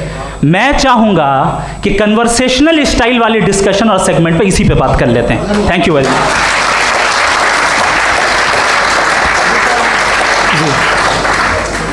ये रिबटल का राउंड 2 है, आपके पास 5 मिनट का वक्त है और इसके बाद क्रॉस एग्जामिनेशन शुरू करेंगे। आप चाहें तो जो इन्होंने सवाल पूछे उनके जवाब आप रिबटल में भी दे सकते हैं। जी जी, देखिए पहले तो ये बात कि ये मिसाल गलत नहीं है। गलत है। इन्होंने पहले ही हमको डिसार्म कर दिया, कह लिया अकल से मामला सॉल्व नहीं हो सकता, लॉजिक से आप पहुंच नहीं सकते। ये एक मेटाफिजिकल चीज़ है। मेटाफिजिकल अजीब सा लफ्ज़ है, ठीक से किसी को माने नहीं मालूम इसके, तो ऐसा लगता है कुछ बड़ी चीज़ है। अरे भाई क्या होता है मेटाफिजिकल, बताओ, खड़ी हो। ये एक लफ्ज़ है जो कहीं भी इस्तेमाल हो जाता है। जब आप एक बात कर रहे हैं और आप मुझसे बहस कर रहे हैं तो मुझे मेटाफिजिकल मत बताइए, आप लॉजिकली मुझे प्रूव किए। और अगर लॉजिकली आप नहीं बात करते सब ये मेटाफिजिकल है, तो फिर हम आप बात क्या कर रहे हैं? मेरा आपका किस ज़बान में कॉन्वर्सेशन होगा? और ये कहना कि वक्त पहले नहीं था, तो फिर क्यों कहते हैं ये हमेशा से और हमेशा रहेगा? हमेशा वक्त है, तो आप कैसे कहते हैं वो हमेशा से है और हमेशा रहेगा? हमेशा का मतलब है कोई वक्त, अगर वक्त ही नहीं है तो हमेशा कैसे? बाहर वो रहेगा। अब मैं ये देखता हूँ, आपने कहा ना कि वहाँ रेप ज़्यादा होते हैं, तो हम एक बात देखते हैं कि ये दुनिया जिस पे वो कादर मुतलक है, जिसकी मर्ज़ी के बगैर पत्ता भी नहीं हिलता, ओमनीपोटेंट है, ये दुनिया चल कैसे रही है? और इस दुनिया का हाल क्या है? 45,000 बच्चे जो 10 साल की उम्र से कम थे वो गाज़ा में मरे। भूख से काला हांडी में बच्चे मरते हैं और डिप्थेरिया से मरते हैं। डिप्थेरिया अजीब मर्ज है, गले में जाली बनना शुरू होती है, बच्चा नीला हो जाता है, गरीब का बच्चा, इसलिए कि उपास इलाज में। ये कादर मुतलक है जो चाहे कर दे, इससे आप दुआएं मांगते हैं हमारी ये काम कर दे वो कर दे, तो इसका मतलब डे टू डे लाइफ में वो इंटरफेयर करता है और ये देख रहा है वो। अगर वो वाकई भी है फॉर डिस्कशन से एक, तो मैं जब दुनिया देखता हूँ तो मेरे दिल में उसके लिए कोई इज्जत नहीं पैदा होती। ये क्या कर रहे हो तुम पूरे ऑल पावरफुल हो, ओमनीपोटेंट हो, ओमनी प्रेजेंट हो। तुम तो वहाँ गाज़ा में रहे होगे ना, तुम हर जगह हो। तुम देख रहे थे कि बच्चे की कैसे धज्जियाँ उड़ रही, तुम देख रहे थे और तुम चाहते हो मैं तुम्हारी परस्तिश करूँगा, तुम हो भी। अरे यार, इसके अच्छे तो हमारे चीफ प्राइम मिनिस्टर हैं, कुछ तो ख्याल करते हैं। आप किसकी इबादत कर रहे हैं? अगर वो है भी, ये दुनिया नाइंसाफ़ी से, जुल्म से, जबर से, तशद्दुद से भरी हुई। और आप ये मत कहिएगा कि वो देख रहा है और वो बताएगा एक दिन। अगर वो देख रहा है और इंटरफेयर नहीं करता तो आप दुआ क्यों मांगते? आप कहते हैं मेरा ये काम करा दे, इसके मतलब है वो दखल दे सकता है, वो आपको नौकरी दिलवा सकता है, भले दूसरे आदमी को न मिले, मगर आपका काम कर देगा चूँकि आपने दुआ मांगी है। तो जब वो आपको नौकरी दिला सकता है, लड़की की शादी कर सकता है, बेटे को ग्रीन कार्ड दिलवा सकता है, तो कम से कम ये जो मर रहे हैं बच्चे, इनको रोक दे, कुछ तो करे। मुझे तो दुनिया में, इस दुनिया का कोई मालिक है, इसका ओमनीपोटेंट कोई रूलर है, और ये दुनिया ऐसी चल रही है। मैं तो चाहूँगा कि भाई ना हो, अगर हो तो बड़ी शर्मिंदगी की बात है। शुक्रिया।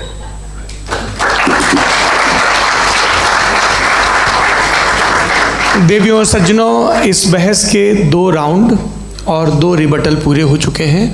अब सबसे ज़रूरी और सबसे मुश्किल राउंड शुरू हो रहा है, क्रॉस एग्जामिनेशन का। अब इन विद्वानों की सज्जनता की एक परख भी होगी और वक्त हमने 16 मिनट का तय किया है। पहला सवाल आप पूछना चाहेंगे? जी बिल्कुल। हाँ, पहले बोले भी आपके। आप माइक ले लीजिएगा हाथ में, ये नीचे से ऑन हो जाएगा। जी मैं बोलता हूँ, ये डायस हटा सकते हैं क्या हम थोड़ा क्विकली? डायस पीछे कर दीजिए बस थोड़ा सा, है, ताकि ये जो दाएं बाएं लोग बैठे हैं इसे हटा ही दीजिए। अब हम वहाँ तो जाने वाले नहीं, आराम से आराम से दोनों तरफ से हटा दीजिए।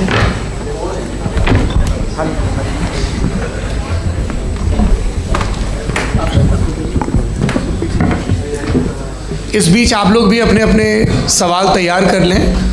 ये ध्यान रखेंगे कि मैं यहाँ से सवाल लूँगा, आप लोगों को अपना हाथ ऊपर करना है, अपना नाम बताना है और अधिकतम 3 वाक्यों में अपना सवाल पूरा करना है। कई लोग सवाल की जगह भाषण देने लगते हैं, उससे आज बचना है। जी मुफ्ती साहब, पहला सवाल आपका, 16 मिनट है, हम दोनों लोगों के सवाल लेंगे। जी बहुत शुक्रिया। आपकी जो अभी बात हुई बहुत अहम थी, मैं इसको चाहूँगा कि आगे डिस्कस करूँ, लेकिन चूँकि अभी वो सेगमेंट है क्रॉस एग्जामिनेशन, तो सबसे पहला सवाल आपसे ये है कि जो मैं इतनी देर से कॉन्टिंजेंसी आर्ग्यूमेंट आपको बता रहा था, ये अकल से ही बता रहा था हज़रत, आप ये बताएं कि आप इन्फिनिट रिग्रेस ऑफ कॉजेस को पॉसिबल मानते हैं या नेसेसरी बीइंग के एग्जिस्टेंस को सही समझते हैं, चूँकि दो ही ऑप्शन हो सकता है, आप ये बताएं।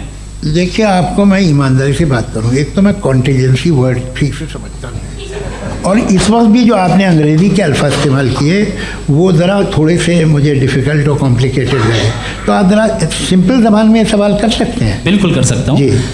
यूनिवर्स की हर चीज़ कॉन्टिंजेंट होने का मतलब ये है कि वो अपने एग्जिस्टेंस में किसी के ऊपर डिपेंडेड है। जो भी चीज़ डिपेंडेड होगी वो चीज़ इंडिपेंडेंट नहीं हो सकती, तो उसका कोई ना कोई कॉज होगा। तो अब आप क्या समझते हैं कि ये इन्फिनिट रिग्रेस है, यानी कॉज पर कॉज, कॉज पर कॉज, कॉज पर कॉज, और कभी कोई यानी एंडलेसली चलता रहा? क्योंकि अगर ऐसा होगा तो हम तो एग्जिस्टेंस में आते ही नहीं, लॉजिकली ये मुत्तफ़क़ अलैह चीज़ है, मुत्तफ़क़ अलैह, अग्रीड अपॉन। इस पे हमने एग्री किया था कि मुश्किल शब्द आएगा तो अर्थ बताना पड़ेगा। तो इन्फिनिट रिग्रेस तो पॉसिबल नहीं है, तो कहीं ना कहीं आपको रुकना पड़ेगा ऐसे नेसेसरी बीइंग पर। नहीं, कोई ज़रूरत नहीं रुकने की। किसने कहा आप रुकना पड़ेगा? आप रुकते हैं खुदा पे, आप नहीं रुकते। आप कहते हैं वो हमेशा से, जब उस वक्त से जब वक्त नहीं था। आप कहाँ रुकते हैं कि अब हुआ था वो? आप नहीं कहते। हम क्यों नहीं मान सकते कि यूनिवर्स जो है और बल्कि मल्टीवर्सेस जो है वो हमेशा से हैं, वो बनती है, बिगड़ती है। एक हमारे यहाँ एक चीज़ है ब्लैक होल, वो समेट लेता है वापस, फिर ब्लास्ट होता है, फिर फैल जाता है, और इसमें हमारी तो खैर कोई औकात ही नहीं है इंसान की। एक छोटे से ज़र्रे पे हम 50-60 साल की उम्र रखते हैं, जो करोड़ों अरबों साल की कायनात है उसमें, और पैदा भी नहायत ही बेहुदा वजह से हुए थे। तो इसमें ये सोचना कि इसकी वजूहात और ये क्यों है, ये डिपेंडेंट है, ये हम देख रहे हैं, क्या मालूम। आप सोचिए कि ये जो फैल रही है कायनात, ये कहाँ फैल रही है, ये कहाँ जा रही है, और ये फैल क्यों रही है? अरे बना ली थी तुमने, रुको भैया, हाँ काफ़ी है। ये फैल क्यों रही है?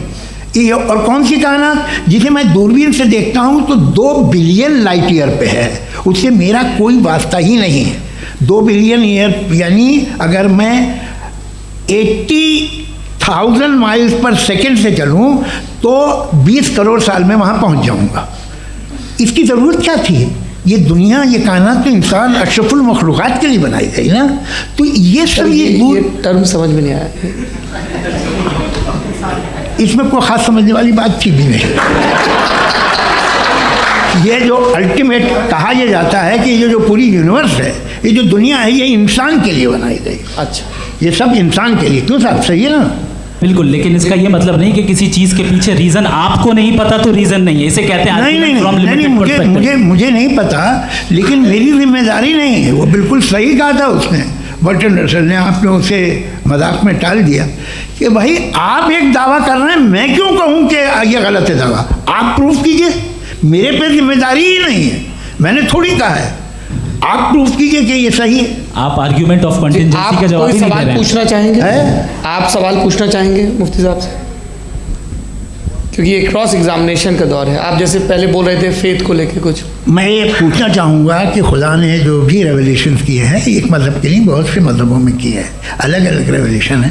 कहीं कुछ एक बातें हैं, कॉन्ट्रडिक्शन भी है आपस में, कहीं कुछ आप कर सकते हैं, कहीं कुछ नहीं कर सकते। ऐसा नहीं है कि सबकी कोड ऑफ मॉरल एक है। तो ये किस्सा क्या है? अब आप ये देखिए कि मुझे कभी कभी लगता है कि जो फुटबॉल फाइनल होता है, लाखों लोग होते हैं, फिर वो टीवी कवर कर करोड़ों लोग, अगर उसमें खुदा की एक बूमिंग आवाज़ आ जाती, मैं गॉड हूँ, तो सारे लोग अभी सुन लेते और टीवी पे भी सुन लेते, किस्सा ख़त्म होता। ये इतनी राजदारी क्या है कि तुम सामने कुछ तो सबूत दे दो हमें सॉलिड। ये कह साहब ये यूनिवर्स कैसे बनी, इससे मसला क्या हल होगा? मैं पूछूंगा आपसे खुदा कैसे बना? क्यों नहीं पूछूंगा कैसे बना? बल्कि वो तो कायनात से कहीं ज़्यादा इंटेलिजेंट है, कायनात से कहीं ज़्यादा कॉम्प्लेक्स। जी वो हमेशा से। अरे आप कहेंगे मैं मान लूँगा, अच्छा, दोयम वो कादिरुल मुतलक, यानी कादिरुल मुतलक का मतलब ओमनी पोटेंट, जो चाहे कर सकता है। आपको नौकरी दिलवा सकता है, आपकी अच्छी जगह शादी करवा सकता है, आपके पड़ोसी का मुकदमा हरवा सकता है, आपको जिता सकता है, सब काम करता है। थोड़ा सा माइक क्लोज जी। वो इस दुनिया को चला कैसे रहा है, ये दुनिया कैसे चल रही है, आपको इस पर हैरत नहीं होती? या क़यामत के बाद कभी एक जस्टिस होगा, जब ये बच्चा मर चुका होगा, जिसकी धज्जियाँ उड़ गई बम से, इसको इंसाफ मिलेगा तब। अच्छा, अब जवाब दूं? हाँ जी, मैं वही सीधे आप ही तरफ। सबसे पहले आपने रेवलेशन और स्क्रिप्चर्स की बात की, इस पे मैं बात कर सकता हूँ लेकिन आज नहीं करूँगा चूँकि वक्त कम है, कभी और इस पे डिस्कस करेंगे। मैं तैयार हूँ उस पर भी बात करने के लिए। ये अभी से राउंड 2 की भूमिका तय हो रही है। डज गॉड एग्जिस्ट राउंड 2 जी। चूँकि आज गॉड के एग्जिस्टेंस पे बात है तो मैं उसी के रिलेटेड जो है आपके सवालात को एंटरटेन भी करूँगा और मैं भी पूछूंगा। आपने कहा कि आपने साबित ही नहीं किया, जबकि आर्ग्यूमेंट ऑफ कॉन्टिजेंसी बुनियादी आर्ग्यूमेंट है। आप मुझे कॉन्टिजेंसी का मतलब बताइए, आपका मतलब क्या कॉन्टिजेंसी? कॉन्टिजेंसी का मतलब ये हुआ कि हर वो वजूद जो किसी भी चीज़ का पाबंद है, हर वो वजूद या हर वो चीज़ जो अपने एग्जिस्टेंस में किसी भी चीज़ के पाबंद है और उससे बाउंड है, उसको उसकी ज़रूरत है, उस पर डिपेंड करती है, तो जाहिर सी बात है कि उसका कोई ना कोई कॉज होता है। ये तो अक्ल की बात है, ये आप रीजनिंग की बात करते हैं, मैं वही कर रहा हूँ। दूसरी चीज़ आपने ये बात कही कि इतने बिलियन लाइट ईयर्स दूर है, उसका मेरा क्या लेना देना। फिर मेरे ख्याल से आपको ये नहीं कहना चाहिए I think therefore I am an atheist. आपको सोचना चाहिए, सिर्फ आप एक लिमिटेड दायरे में रहकर नहीं सोचें बल्कि बाहर निकल कर सोचें। आपने तीसरा सवाल किया, आपने 2-3 सवाल एक साथ। ऐसी बातें ना कीजिए, कुत्तों को इतराज़ हो जाएगा आप पे कि आप कुछ भी सोचिए, ये इजाज़त आपको है नहीं, मुझे है।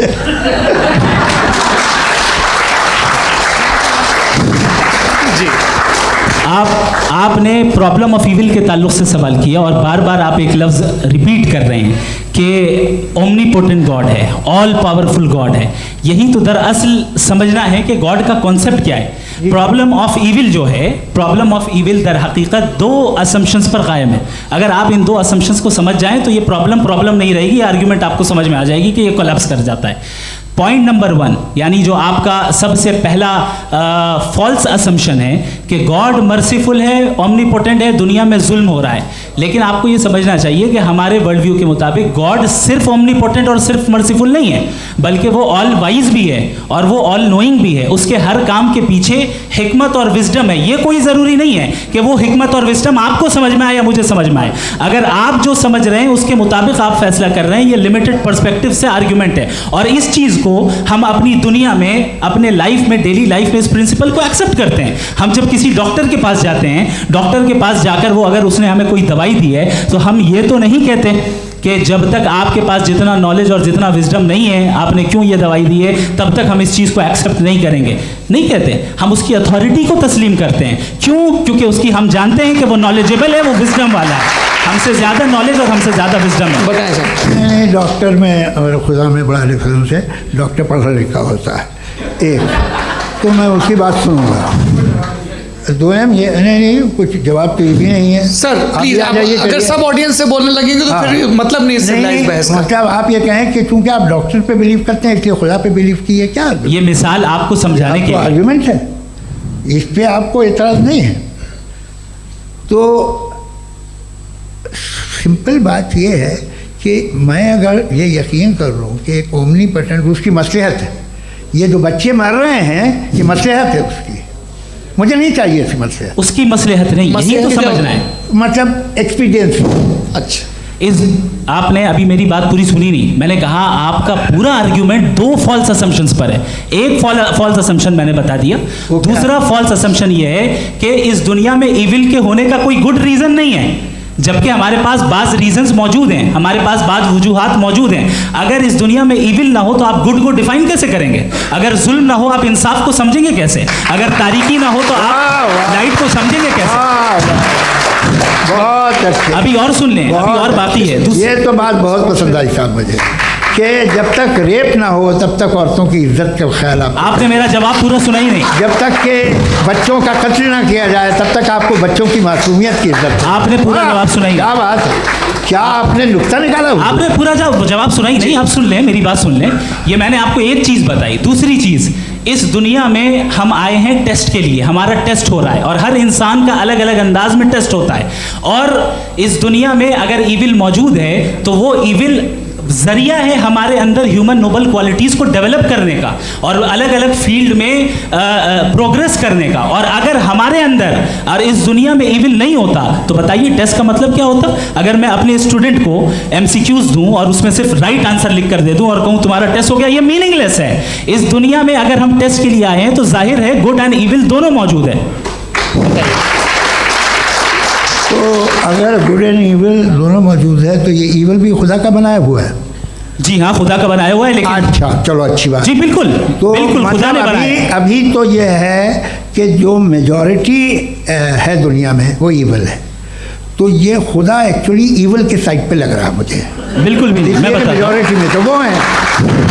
क्या बात कर रहे हैं भाई आप? मैं बहुत कोई भी जो मुंसिफ होगा, चाहे आपका अपना घर हो जिसके आप सबसे बड़े हैं, चाहे आपकी ऑर्गेनाइजेशन हो जो आप चलाते हैं, वहाँ पर आप ईविल रखेंगे साबित करने को कि बाकी लोग शरीफ हैं? मेरी बात सुन क्या ये आर्ग्यूमेंट ही गलत है? अगर कि जब तक के कोई ईविल नहीं होगा तब तक के शरीफ आदमी शरीफ नहीं लगेगा। अगर एग्जामिनर गलत ऑप्शन दे रहा है तो एग्जामिनर ईविल नहीं हो गया। जो गलत ऑप्शन को सेलेक्ट कर रहा है वो फेल होगा। क्रिएटर ने ईविल को बनाया है लेकिन वो ईविल नहीं है। अच्छा सुनिए मेरी बात, लेट मी कंप्लीट सर। जी जी। क्रिएटर ने ईविल को बनाया है टेस्ट के लिए, वो ईविल नहीं है। ईविल वो होगा जो उसे इख्तियार करेगा। छुरी को बनाने वाला गलत नहीं होता है, छुरी का गलत इस्तेमाल करने वाला गलत होता है। रेप को कैसे गलत इस्तेमाल करते हैं? रेप इंसान के फ्री विल का नतीजा है। ये रेप कैसे गलत इस्तेमाल होता है? ये मुझे अब सुन लें, अब सुन लें। गलत इस्तेमाल होता है। हाँ मैं बता रहा हूँ ना, कैसे गलत? मैं बता रहा हूँ जी। कि जो ईविल इस दुनिया में मौजूद है उसके कई सारे तरीके हैं। एक तरीका इंसान का अपना फ्री विल है। अब अगर कोई रेपिस्ट रेप कर रहा है तो इसका गॉड का कसूर नहीं है, वो अपने फ्री विल का गलत इस्तेमाल कर रहा है, उसको सजा मिलनी चाहिए। अच्छा। और उसी के लिए जहन्नम बनाई गई है। ये फ्री विल का भी बड़ा चक्कर। आप जब कोई बुरा काम करते हैं या कोई बुराई होती है तो ये कहा जाता है कि ये फ्री विल है।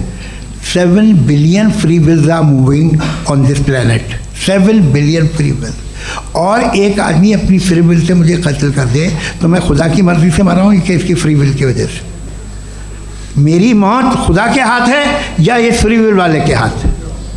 खुदा ने फ्री विल का निज़ाम बनाया है और उस निज़ाम का गलत इस्तेमाल करके कोई आपको मार रहा है, इस्तेमाल करके मेरा कत्ल कर देता है। अब मेरी मौत का जिम्मेदार कौन है? वो इंसान जिम्मेदार है। वो इंसान। जी। तो ये कहना कि और उसको सजा मिलेगी।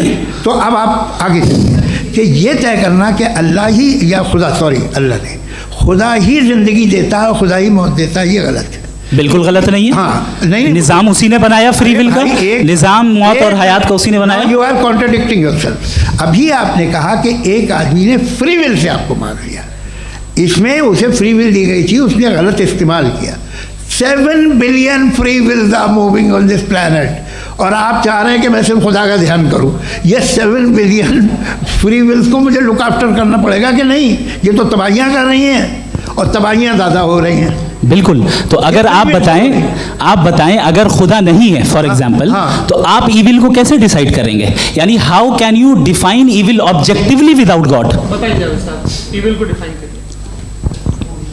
देखिए, दुनिया में 2 तरह के जानवर हैं। एक जो अकेले रहते हैं जंगल में और एक जो ग्रुप्स में रहते हैं।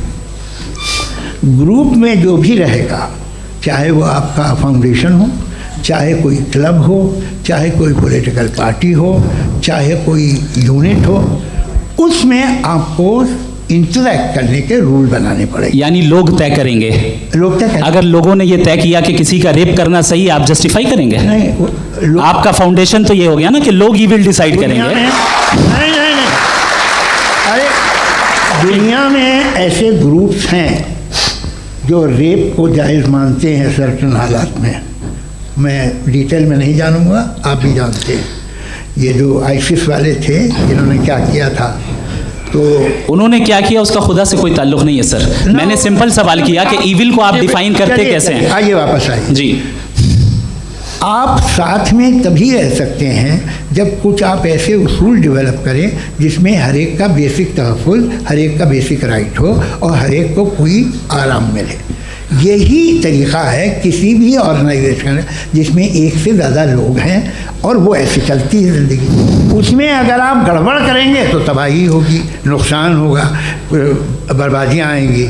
और अगर उसमें आप घर ले लीजिए ना, एक हस्बैंड है, एक वाइफ है, बच्चे हैं, वालदा भी हैं, 2 बहनें भी हैं, एक भाई भी है। अब इसमें कोई निज़ाम आपको चाहिए साथ में रहने का, और एक दूसरे पे भरोसा रहे, एक दूसरे के बहीख्वाह हों, एक दूसरे की मदद करें, ऐसी जिंदगी। सर आपकी बात आ गई, आप ये कह रहे हैं कि लोग डिसाइड करेंगे क्या सही है क्या गलत है, यही है मेजॉरिटी डिसाइड करेगी क्या सही है क्या गलत है? अरे भाई बिल्कुल।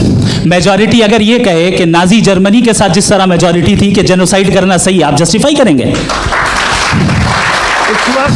उस वक्त आपका ये सवाल सिर्फ उसके बाद क्लोजिंग। हाँ, उस वक्त प्लेनेट पे जो लोग थे उनमें कितने लोग हिटलर को सही समझते? अच्छा, प्लेनेट की मेजॉरिटी तय करेगी, सोसाइटी की नहीं। प्लेनेट की मेजॉरिटी गॉड के एग्जिस्टेंस को सही मानती है, आप क्यों नहीं मानते?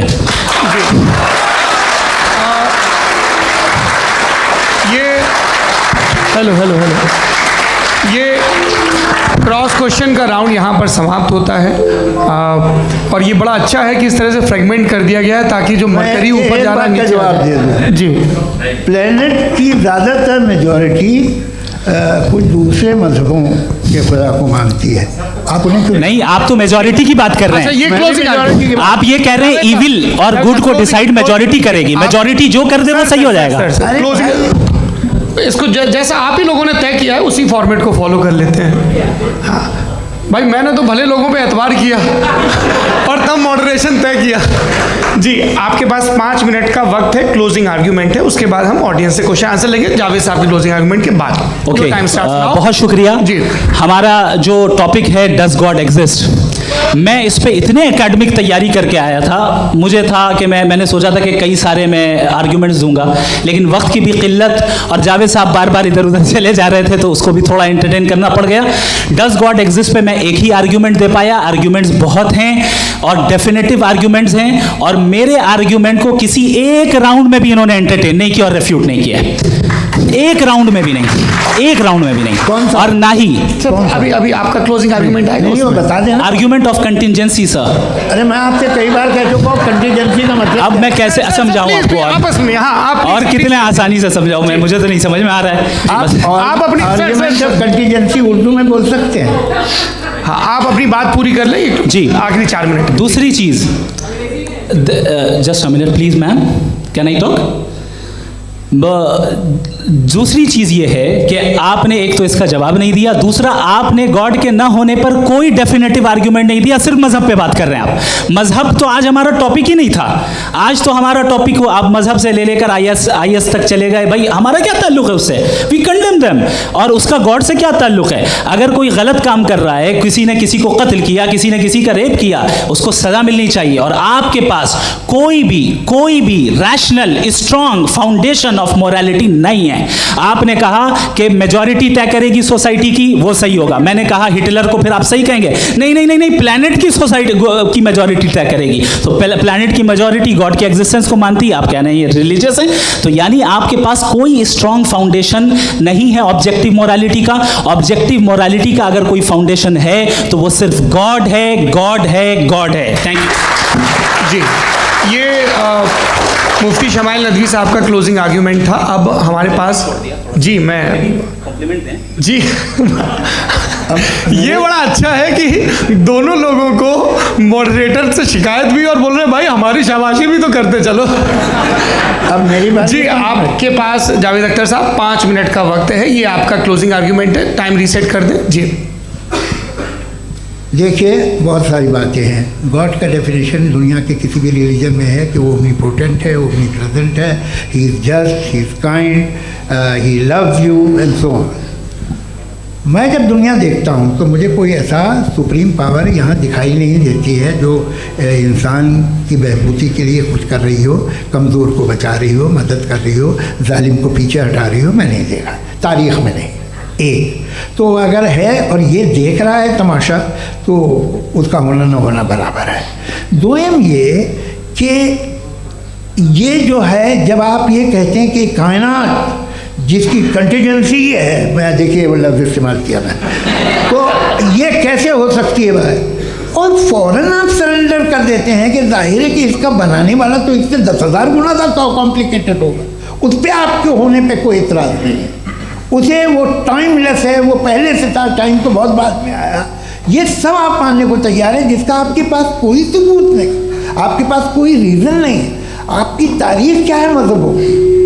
बिलीफ की, जो खुदाओं का बिलीफ है, ये कॉन्स्टेंटली गलत साबित होता रहा है। मतलब आप कहें कि अरिस्टोटल के ज़माने में तो सब जाहिल थे, वो भी इतने ही यकीन से खुदा पे यकीन रखते थे, जो अब नहीं रहा, ये भी नहीं रहेगा, आप लिख लीजिए। और इसके आसार आपको दुनिया में दिखाई देना शुरू हो चुके हैं। ये बहस क्या आज से 100 साल पहले इस तरह हो सकती थी? यहाँ तक तो आपको हम ले आए हैं। तो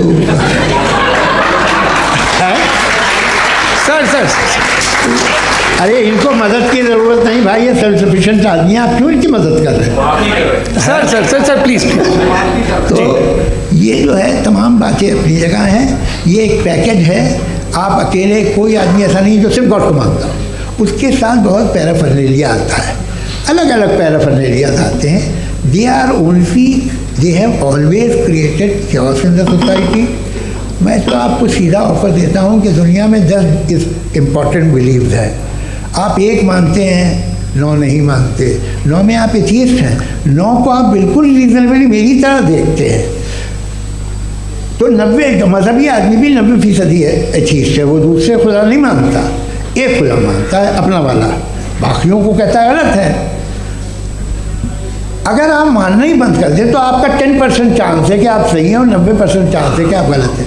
मेरा मशवरा है, आप मानना छोड़ दिए तो 50% चांस होगा कि आप सही हैं और 50% चांस होगा, 40% आप गेन करेंगे बाय बिकमिंग एन एथियस्ट।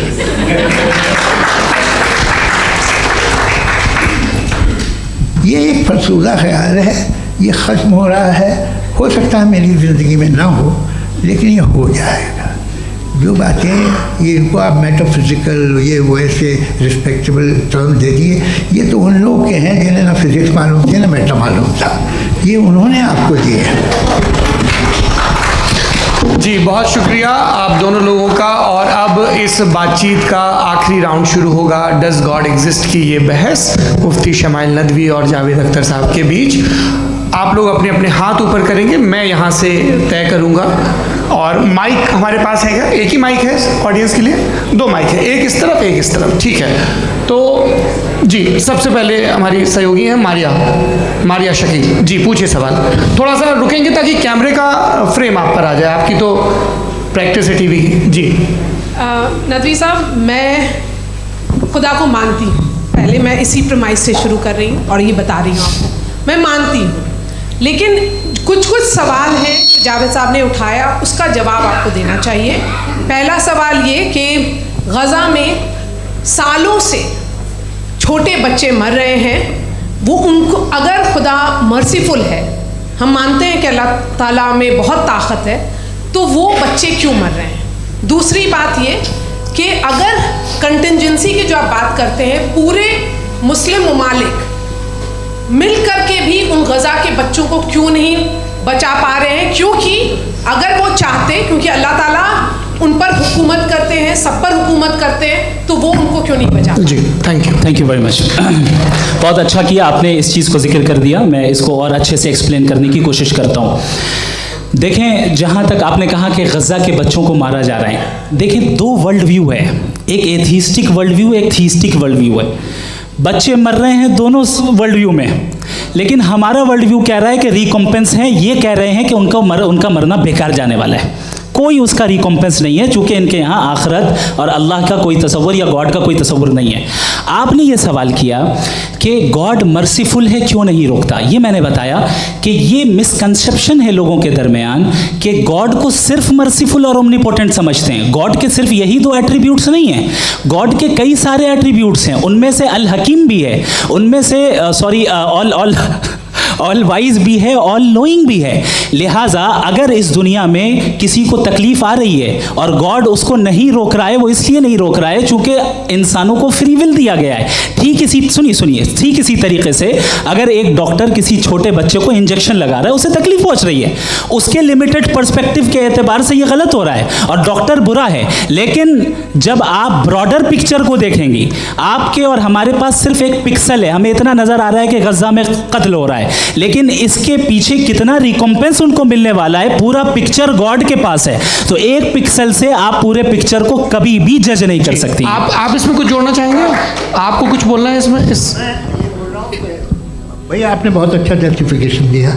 या आप वो जो वहाँ के प्राइम मिनिस्टर इजराइल के उन्हें भेजिए, वो बहुत खुश होंगे। आप जस्टिफिकेशन दे देना कि अगर गॉड नहीं है तो बच्चे क्यों मर रहे हैं, आप बताएं।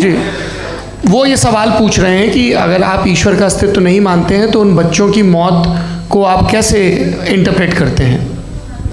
भाई ये दुनिया जो है, जो ताकतवर लोग होते हैं वो एक नाइंसाफ़ी करते हैं। तो ये अच्छा काम है आपके नज़दीक, तो नेचर नाइंसाफ़ी पे मबनी है। अरे मेरे भाई, आप नेचर की कहाँ बात कर रहे हैं, तो इंसान की बात। तो फिर जब मैं इंसान की बात कर रहा था, आप नेचर की बात करने लग गए। क्रॉस एग्जामिनेशन नहीं। हाँ, अब आप मुझे बोलने नहीं देंगे तो अलग बात है, आप बोलिए, मैं मुझे कोई जी नहीं, ये क्रॉस एग्जामिनेशन बोल तो लेने दीजिए। जी बोलिए। क्या बात ये है कि ह्यूमन सोसाइटी तभी साथ में रह सकती है जब वो मोहब्बत से, एकता से, एक दूसरे के एहतराम करके रहे।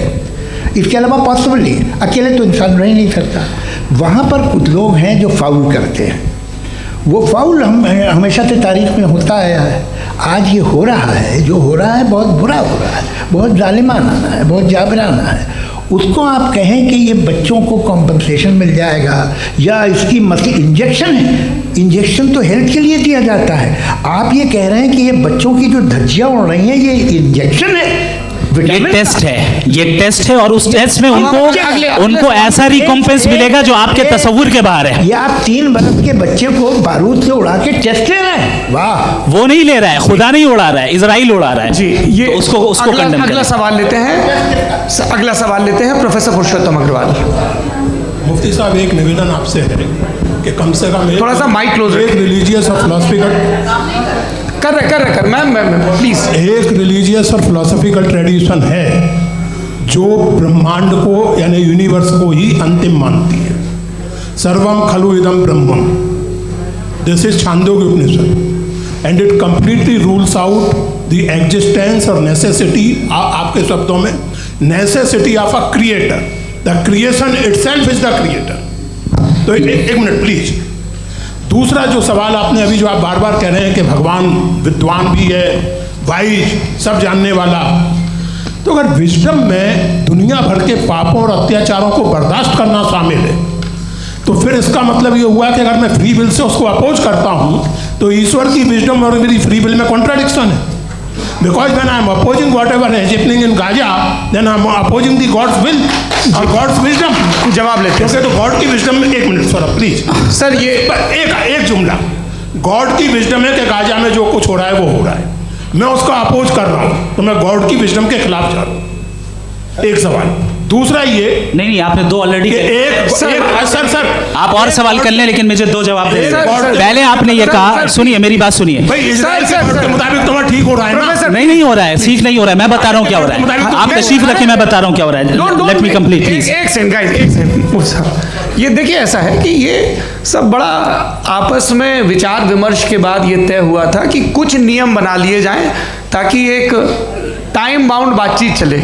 और भाई साहब, आप बड़ा ज़रूरी काम कर रहे हैं लेकिन कैमरे के फ्रेम में आके उस काम को गड़बड़ कर दे रहे हैं। ठीक है गुरु, अब मेरे को कहीं का गुस्सा कहीं निकालना था, सॉरी। नहीं, कोई गुस्सा नहीं है जी। तो प्रोफेसर ने सवाल पूछे, आप उनके जवाब दें, और थोड़ा ये सब लोग थोड़ा ख्याल रखें भाई, सवाल संक्षिप्त रखें जी। आपने 2 सवाल किया। सबसे पहला ये कहा कि हमारे पास ये कॉन्सेप्ट है कि ये यूनिवर्स खुद नेसेसरी बीइंग है, creation itself is the creator. How irrational is this कि मैं एग्जिस्ट करूंगा बाद में, लेकिन अभी एग्जिस्ट कर भी रहा हूं, यानी एक ही टाइम में एग्जिस्ट भी कर रहे हैं, नहीं भी कर रहे हैं। This is not true. दूसरी चीज आपने कहा कि अगर इजराइल में, सॉरी माफ कीजिएगा, Israel doesn't exist, occupied Palestine में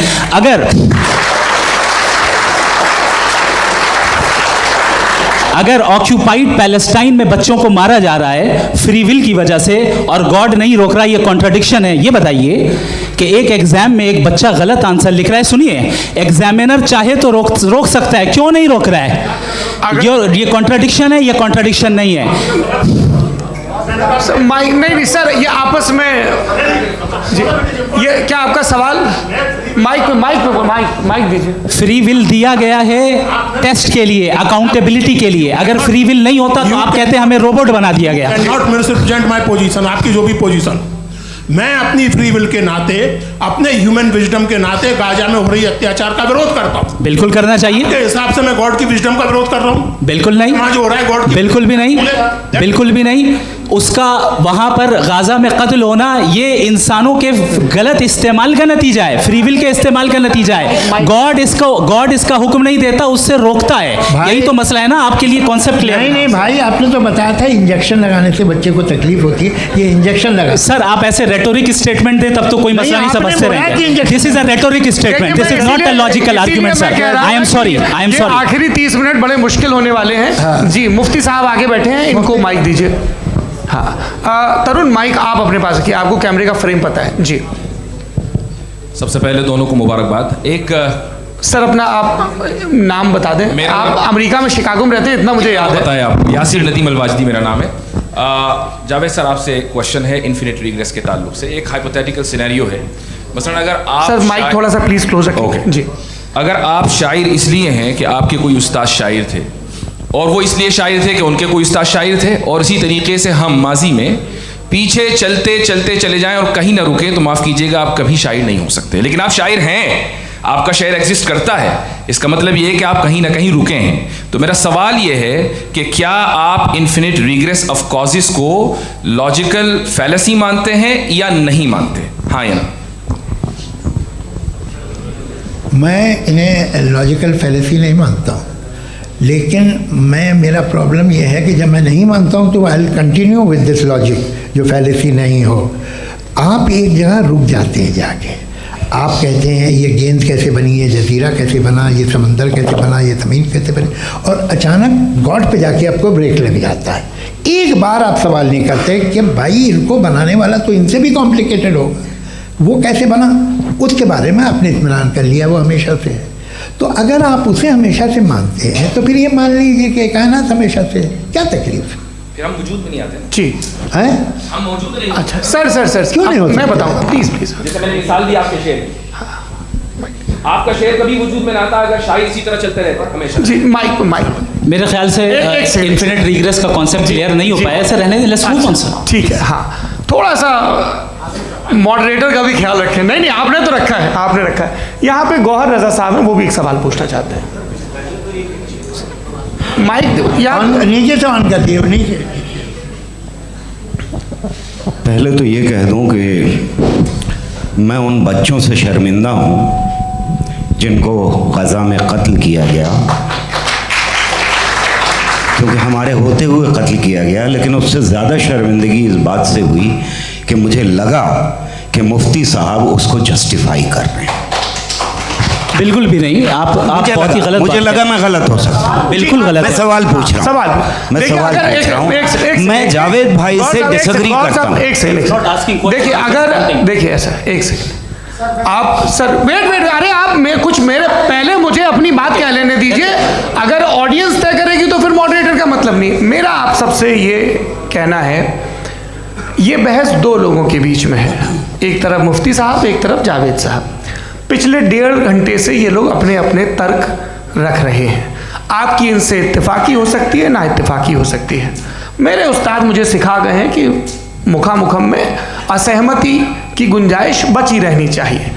अगर मैं आपकी बहुत इज्जत करता हूँ गौहर साहब, आपने जो कमाल की किताबें लिखी साइंटिफिक टेम्परामेंट, लेकिन मेरी ये गुजारिश है आप सबसे कि यदि आप इन लोगों ने जो बोला उन पर टिप्पणियां करेंगे तो ना वक्त की पाबंदी रहेगी ना वो अनुशासन। आप सवाल पूछ लें, उस सवाल में जो बात आ जाए वो आ जाए। मैं जावेद साहब से डिसएग्री करता हूँ, इसलिए जावेद साहब से सवाल पूछ रहा हूँ। आपका सवाल जावेद अख्तर साहब से। और सवाल ये है मेरा कि जावेद साहब ने कई बार लॉजिक का इस्तेमाल किया कि साइंस में लॉजिक है और रिलीजन में लॉजिक नहीं है। मेरा ख्याल ये है कि रिलीजन में भी लॉजिक है। लेकिन उस लॉजिक की बेसिस ये है कि आप रुक जाते हैं, जिसका जिक्र जावेद साहब ने बार बार किया, यानी खुदा के तसव्वुर पे आते हुए, गॉड के तसव्वुर पे आते हुए रुक जाते हैं। और इसमें सवाल पूछना मतलब फॉरबिडन होता है। सवाल ये है कि क्या जावेद साहब इससे एग्री करते हैं कि साइंस की लॉजिक अलग है और रिलीजन की लॉजिक अलग है? बताइए सर। देखिए, 3 चीज़ें हैं। साइंस है, एक है मंतिक है, इस्तिदलाल है, और एक जो है कुछ भी नहीं है, फेथ है, अक़ीदा है। मैं अक़ीदे की लॉजिक का कायल नहीं हूँ। मुझे आप इस्तिदलाल से, लॉजिक से, रीज़न से समझाइए, मैं मानने को तैयार हूँ, मेरा क्या नुकसान होगा। लेकिन ये कि अक़ीदे पे मैं नहीं जा सकता हूँ। अक़ीदे का मतलब है कि तुम ये मान लो, सवाल ना करो, ये नहीं। आप सारी बातें करके, बड़ी साइंटिफिक बातें करके एक जगह जाके खुदा के वजूद पे रुक जाते हैं, सरेंडर कर देते हैं। मैं सरेंडर करने को तैयार नहीं। That's all. जी, ये आगे सर बैठे हुए हैं, इनको माइक दीजिए। भाई वो आप पूछना चाह रहे थे ना? हाँ, नहीं मैं ये, थैंक यू जी। आपका नाम? आसिम इफ्तिखार। आसिम जी, पूछिए। सर, जावेद सर से सवाल है कि आपने अपने क्लोजिंग माइक थोड़ा करीब अपने क्लोजिंग स्टेटमेंट में बात कही थी कि मज़हब का जो फ्यूचर है वो ज़्यादा दिन नहीं जाने वाला है, लेकिन मैं देख पा रहा हूँ कि जो ऑक्सफोर्ड यूनिवर्सिटी की एक स्टडी है 2011 में हुई है, जिसके 50 एकेडमिशियंस ने इसको अंजाम दिया था, उसमें वो ये कहते हैं कि जो फेथ इन गॉड है वो इनबिल्ट है ह्यूमन नेचर के अंदर, जिसको हम कहते हैं फितरत के अंदर शामिल है वो। और वो ये कहते हैं कि अगर कोई ये समझता है कि मज़हब को वो ख़त्म कर देगा तो ये उसकी गलत फहमी है। तो आप इसके बारे में, इस स्टडीज़ के बारे में क्या कहते हैं? ठीक है, मैं उनसे एग्री नहीं करता हूँ। वो कौन से प्रोफेसर होंगे? ऐसा उनके क्या पास डेटा है, इन्होंने डेटा के बेस होगा। डेटा क्या हो सकता है? फ्यूचर का डेटा तो नहीं हो सकता ना उनके पास, प्रेजेंट का डेटा हो सकता है। डेटा आपने सुना 100 साल पहले का बाद का डेटा? मैंने तो नहीं सुना आज तक। तो आज उनकी ये राय है और होगी राय, ठीक है। दुनिया में तरह तरह की राय है लोग, लेकिन मैं समझता हूँ कि वक्त के साथ इंसान ज़्यादा से ज़्यादा रीज़नेबल और लॉजिकल होता जा रहा है। आज आप देखिए वेस्टर्न यूरोप में क्या परसेंटेज है नॉन बिलीवर्स की, बहुत हाई। वहाँ चर्च खाली पड़े होते हैं। तो अल्टीमेटली तो इंसान कोई ऐसी बात बहुत अरसे तक नहीं मान सकेगा, चाहे गलत या सही, जो उसे, उसके दिमाग को, उसके जहन को, उसके लॉजिक को अपील न करे। वो कह रहे हैं तो ऑक्सफोर्ड के होंगे तो कैम्ब्रिज के होंगे, तो मुझे क्या लेना देना। उनका डेटा मुस्तकबिल का नहीं हो सकता है। जी। दीपक, हाँ पूछिए।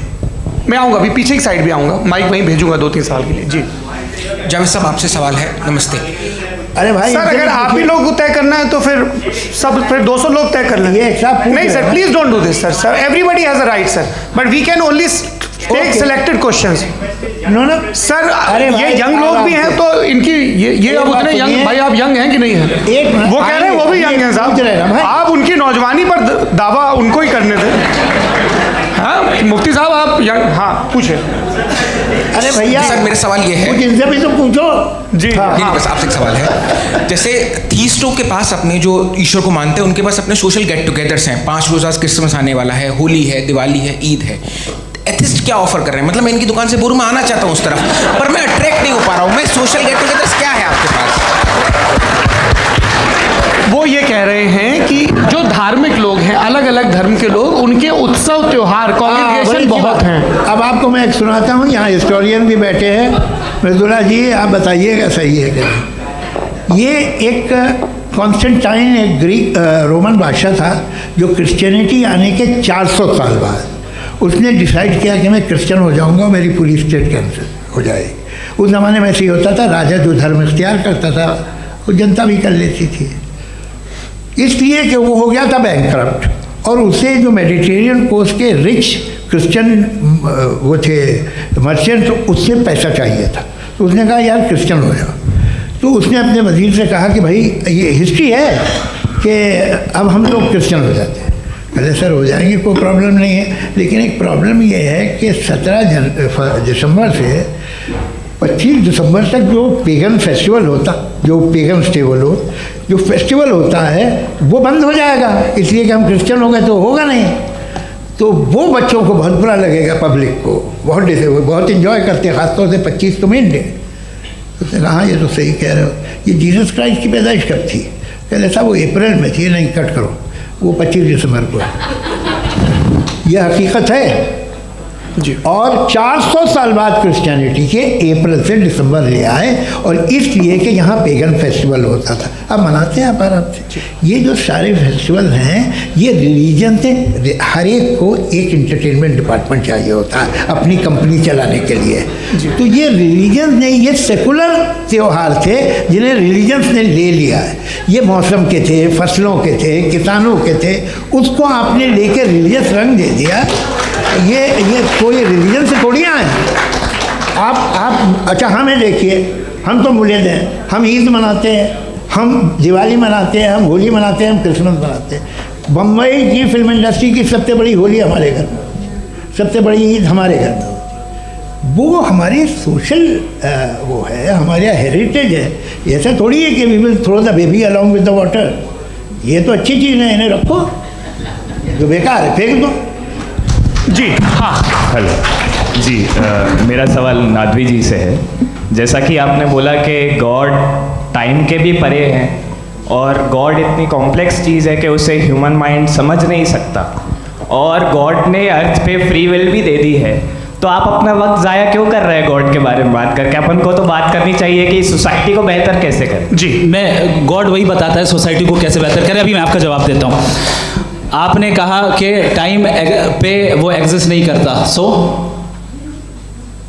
नहीं, मेरा सवाल ये है कि जैसा आपने बोला कि गॉड बहुत ही कॉम्प्लेक्स चीज़ है। मैंने कहा ही नहीं कि कॉम्प्लेक्स है, तो आपके अल्फाज हैं। कॉम्प्लेक्स का लफ्ज़ गॉड के लिए सुइटेबल नहीं है। क्यों? क्योंकि कॉम्प्लेक्स वो चीज़ें होती हैं जो ऑब्जेक्ट हो। God is not an object जिसको आप इंस्ट्रूमेंट के जरिए लेबोरेटरी में जाके टेस्ट करें, oh it's very complex. No, वो कोई कार का इंजन नहीं है। वो फिलोसॉफिकली नेसेसरी बीइंग ऐसी बीइंग है जो सिंपल बीइंग है। हाँ, आप उसको मुकम्मल तौर पे उसकी तमाम हिकमतों को जान ले और हर चीज़ को जान ले, ये पॉसिबल नहीं है, क्योंकि वो ऑल वाइज है, आप ऑल वाइज नहीं है, और वो खुदा है, वो आपको सारी चीज़ें बता दे, ये ज़रूरी नहीं है।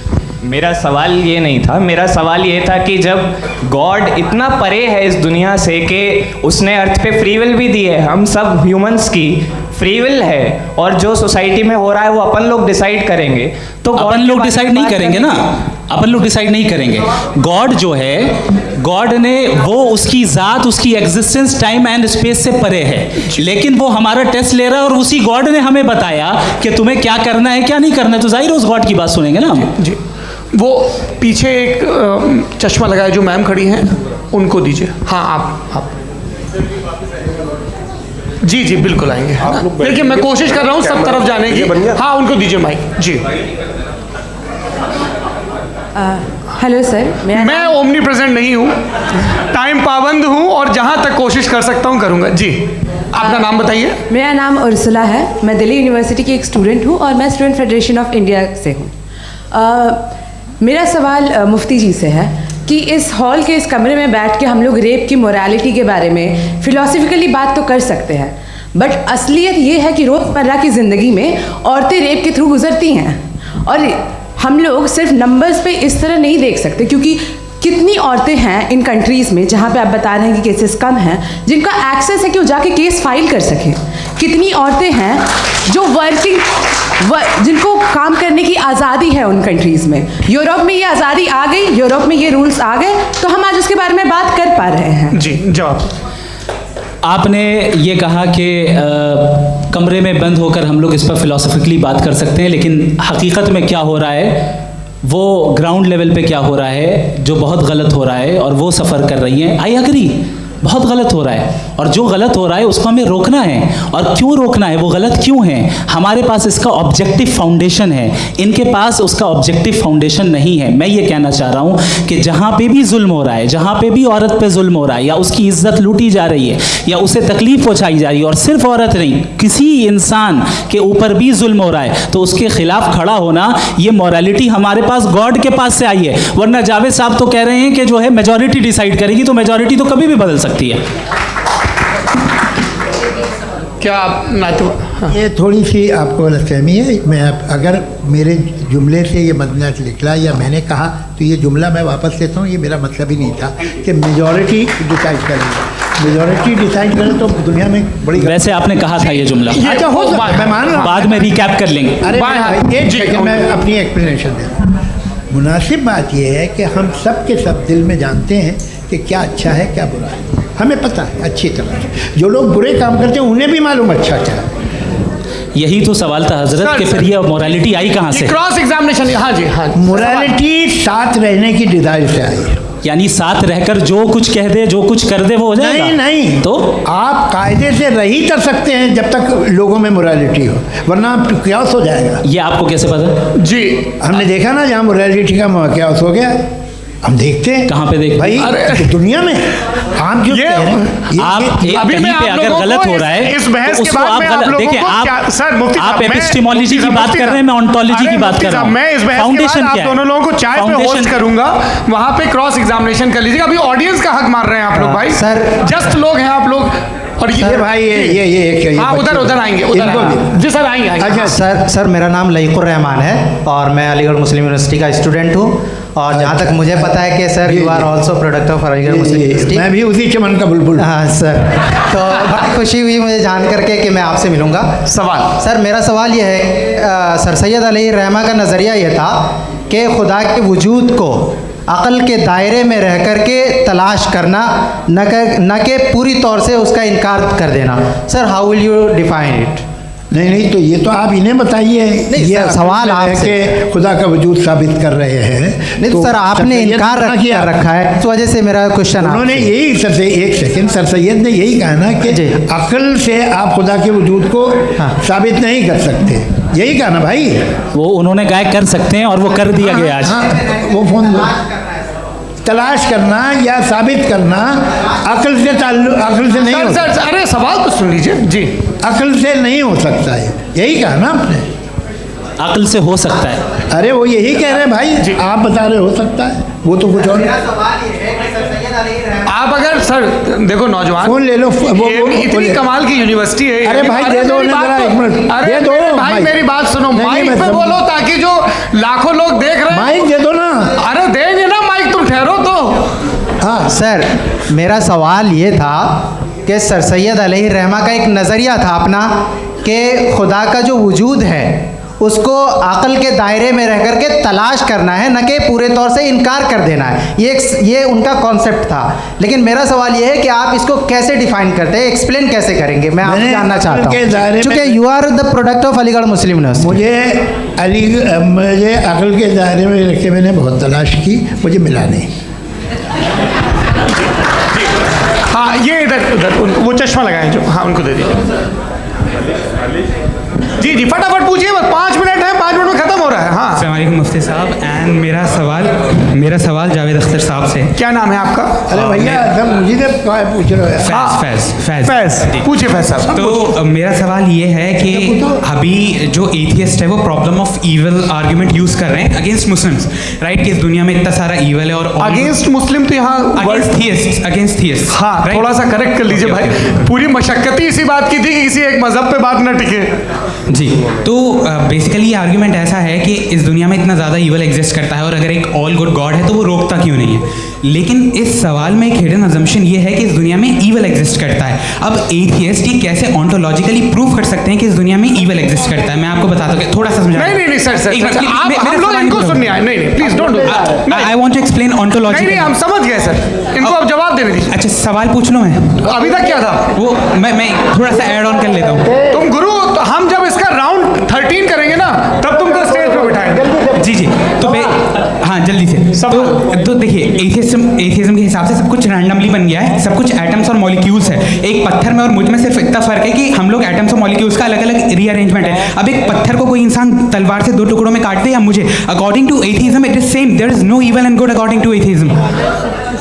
जी अच्छा, फैज साहब का सवाल ये है कि हाँ, कोशिश भी करते तो इससे गलत सवाल नहीं कर पाते। एक लाइफ फॉर्म है और लाइफ फॉर्म में फीलिंग्स हैं। मतलब लाइफ फॉर्म सुनता है, देखता है, टेस्ट कर सकता है, फील कर सकता है। तो उसकी जो ये जो क्वालिटी इस बबल में आ गई हैं, तो वो जानवर में भी है, इंसान में भी है। तो जाहिर है कि उसे कोई तकलीफ पहुंचेगी, तो चूंकि उसके पास वो सेंसिटिविटी है तो मैं करेगा। पत्थर में वो सेंसिटिविटी नहीं है। तो ये क्या सवाल हुआ कि अगर पत्थर को काटा तो पत्थर को तकलीफ नहीं होती, तो आपको काटे तो आपको क्यों तकलीफ हो? बैठ जाइए। जी हाँ, अगला सवाल। हाँ पूछे जी जावेद अख्तर साहब। अरे भैया, सब आप लोग मुफ्ती साहब को छोड़ रहे हैं, तो मेरे ही पीछे पड़े हैं क्या? फिर चलो बोलो भाई। You asked how God can exist when children die in Gaza. Huh? You asked how God can exist when children die in Gaza, and you also mentioned the rise of atheism in Europe. But the same events also are leading many atheists and non-believers to turn towards faith. How do you interpret this contradiction, where suffering pushes some away from God, yet brings others closer to belief? देखिए, आपको एक बात बताऊं, दुनिया perfect तो कहीं भी नहीं है, हर जगह कुछ खामियां हैं। बेटा एक मिनट, मैं आप ही को कहेंगे, देखो वो तो कुछ खामियां, कमज़ोरियां, खराबियां सब जगह है।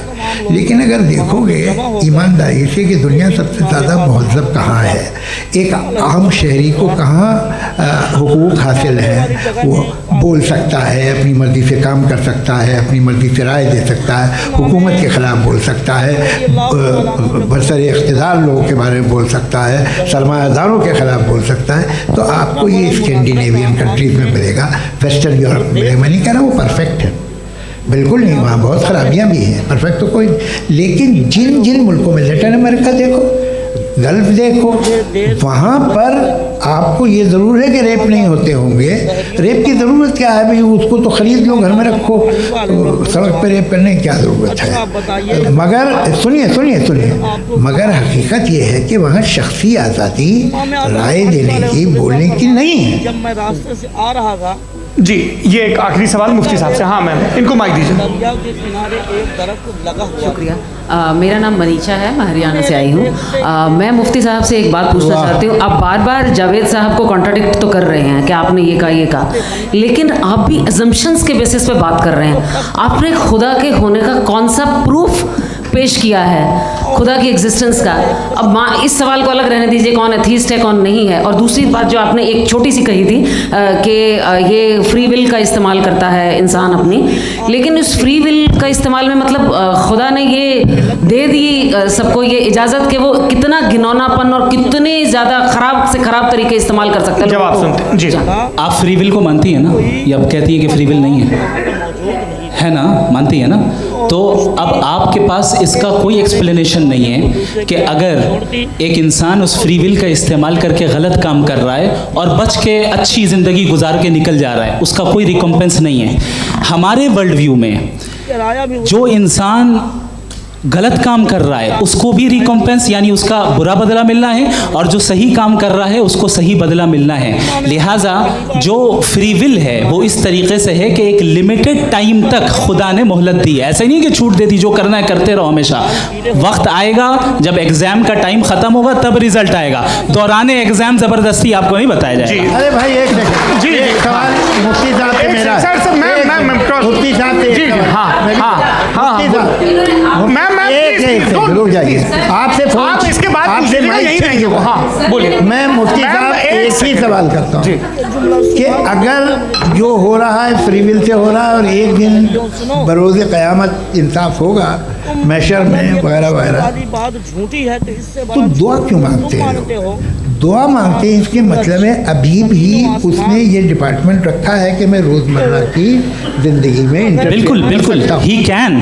तो तुम कैन हो, तुम मुझे नौकरी दिला देते हो, मेरे बेटे को ग्रीन कार्ड दिला देते हो, और 45,000 बच्चे मरते उन्हें रोकते नहीं हो।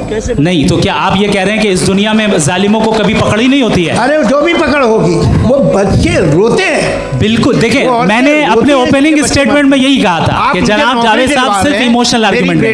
This is an emotional argument. ये छोटे मोटे इसके पीछे का रीजन मैंने बताया क्या है। देखिए मैं बार-बार यहाँ पर मंच से आप लोगों को सज्जनों इसलिए कह रहा हूँ ताकि थोड़ा सा आपके कॉन्शियंस पे जोर रहे कि आपको ऑर्डर बचा के रखना है। वक्त तय हुआ था, ये वक्त पूरा हुआ, आपने इतने धैर्यपूर्वक सुना, मैं आप सबका बहुत बहुत शुक्रगुजार हूँ। यदि इन दोनों विद्वानों की इच्छा होगी तो कभी हम इस बातचीत का राउंड 2, राउंड 3, यही तो देखिए खूबी है इंसान की कि बहस मुबाहसे में वो पड़ा रहता है। आप लोगों ने बड़े धैर्य का परिचय दिया, बहुत बहुत शुक्रिया। इसी के साथ ये बातचीत यहाँ पे आप समाप्त लोग को होती है। मैं एक बात बता दूं, ये सारी बहस हो गई, अब मुफ्ती साहब और बड़े मुफ्ती साहब इन साथ के साथ मैं खाना खाने वाला हूँ।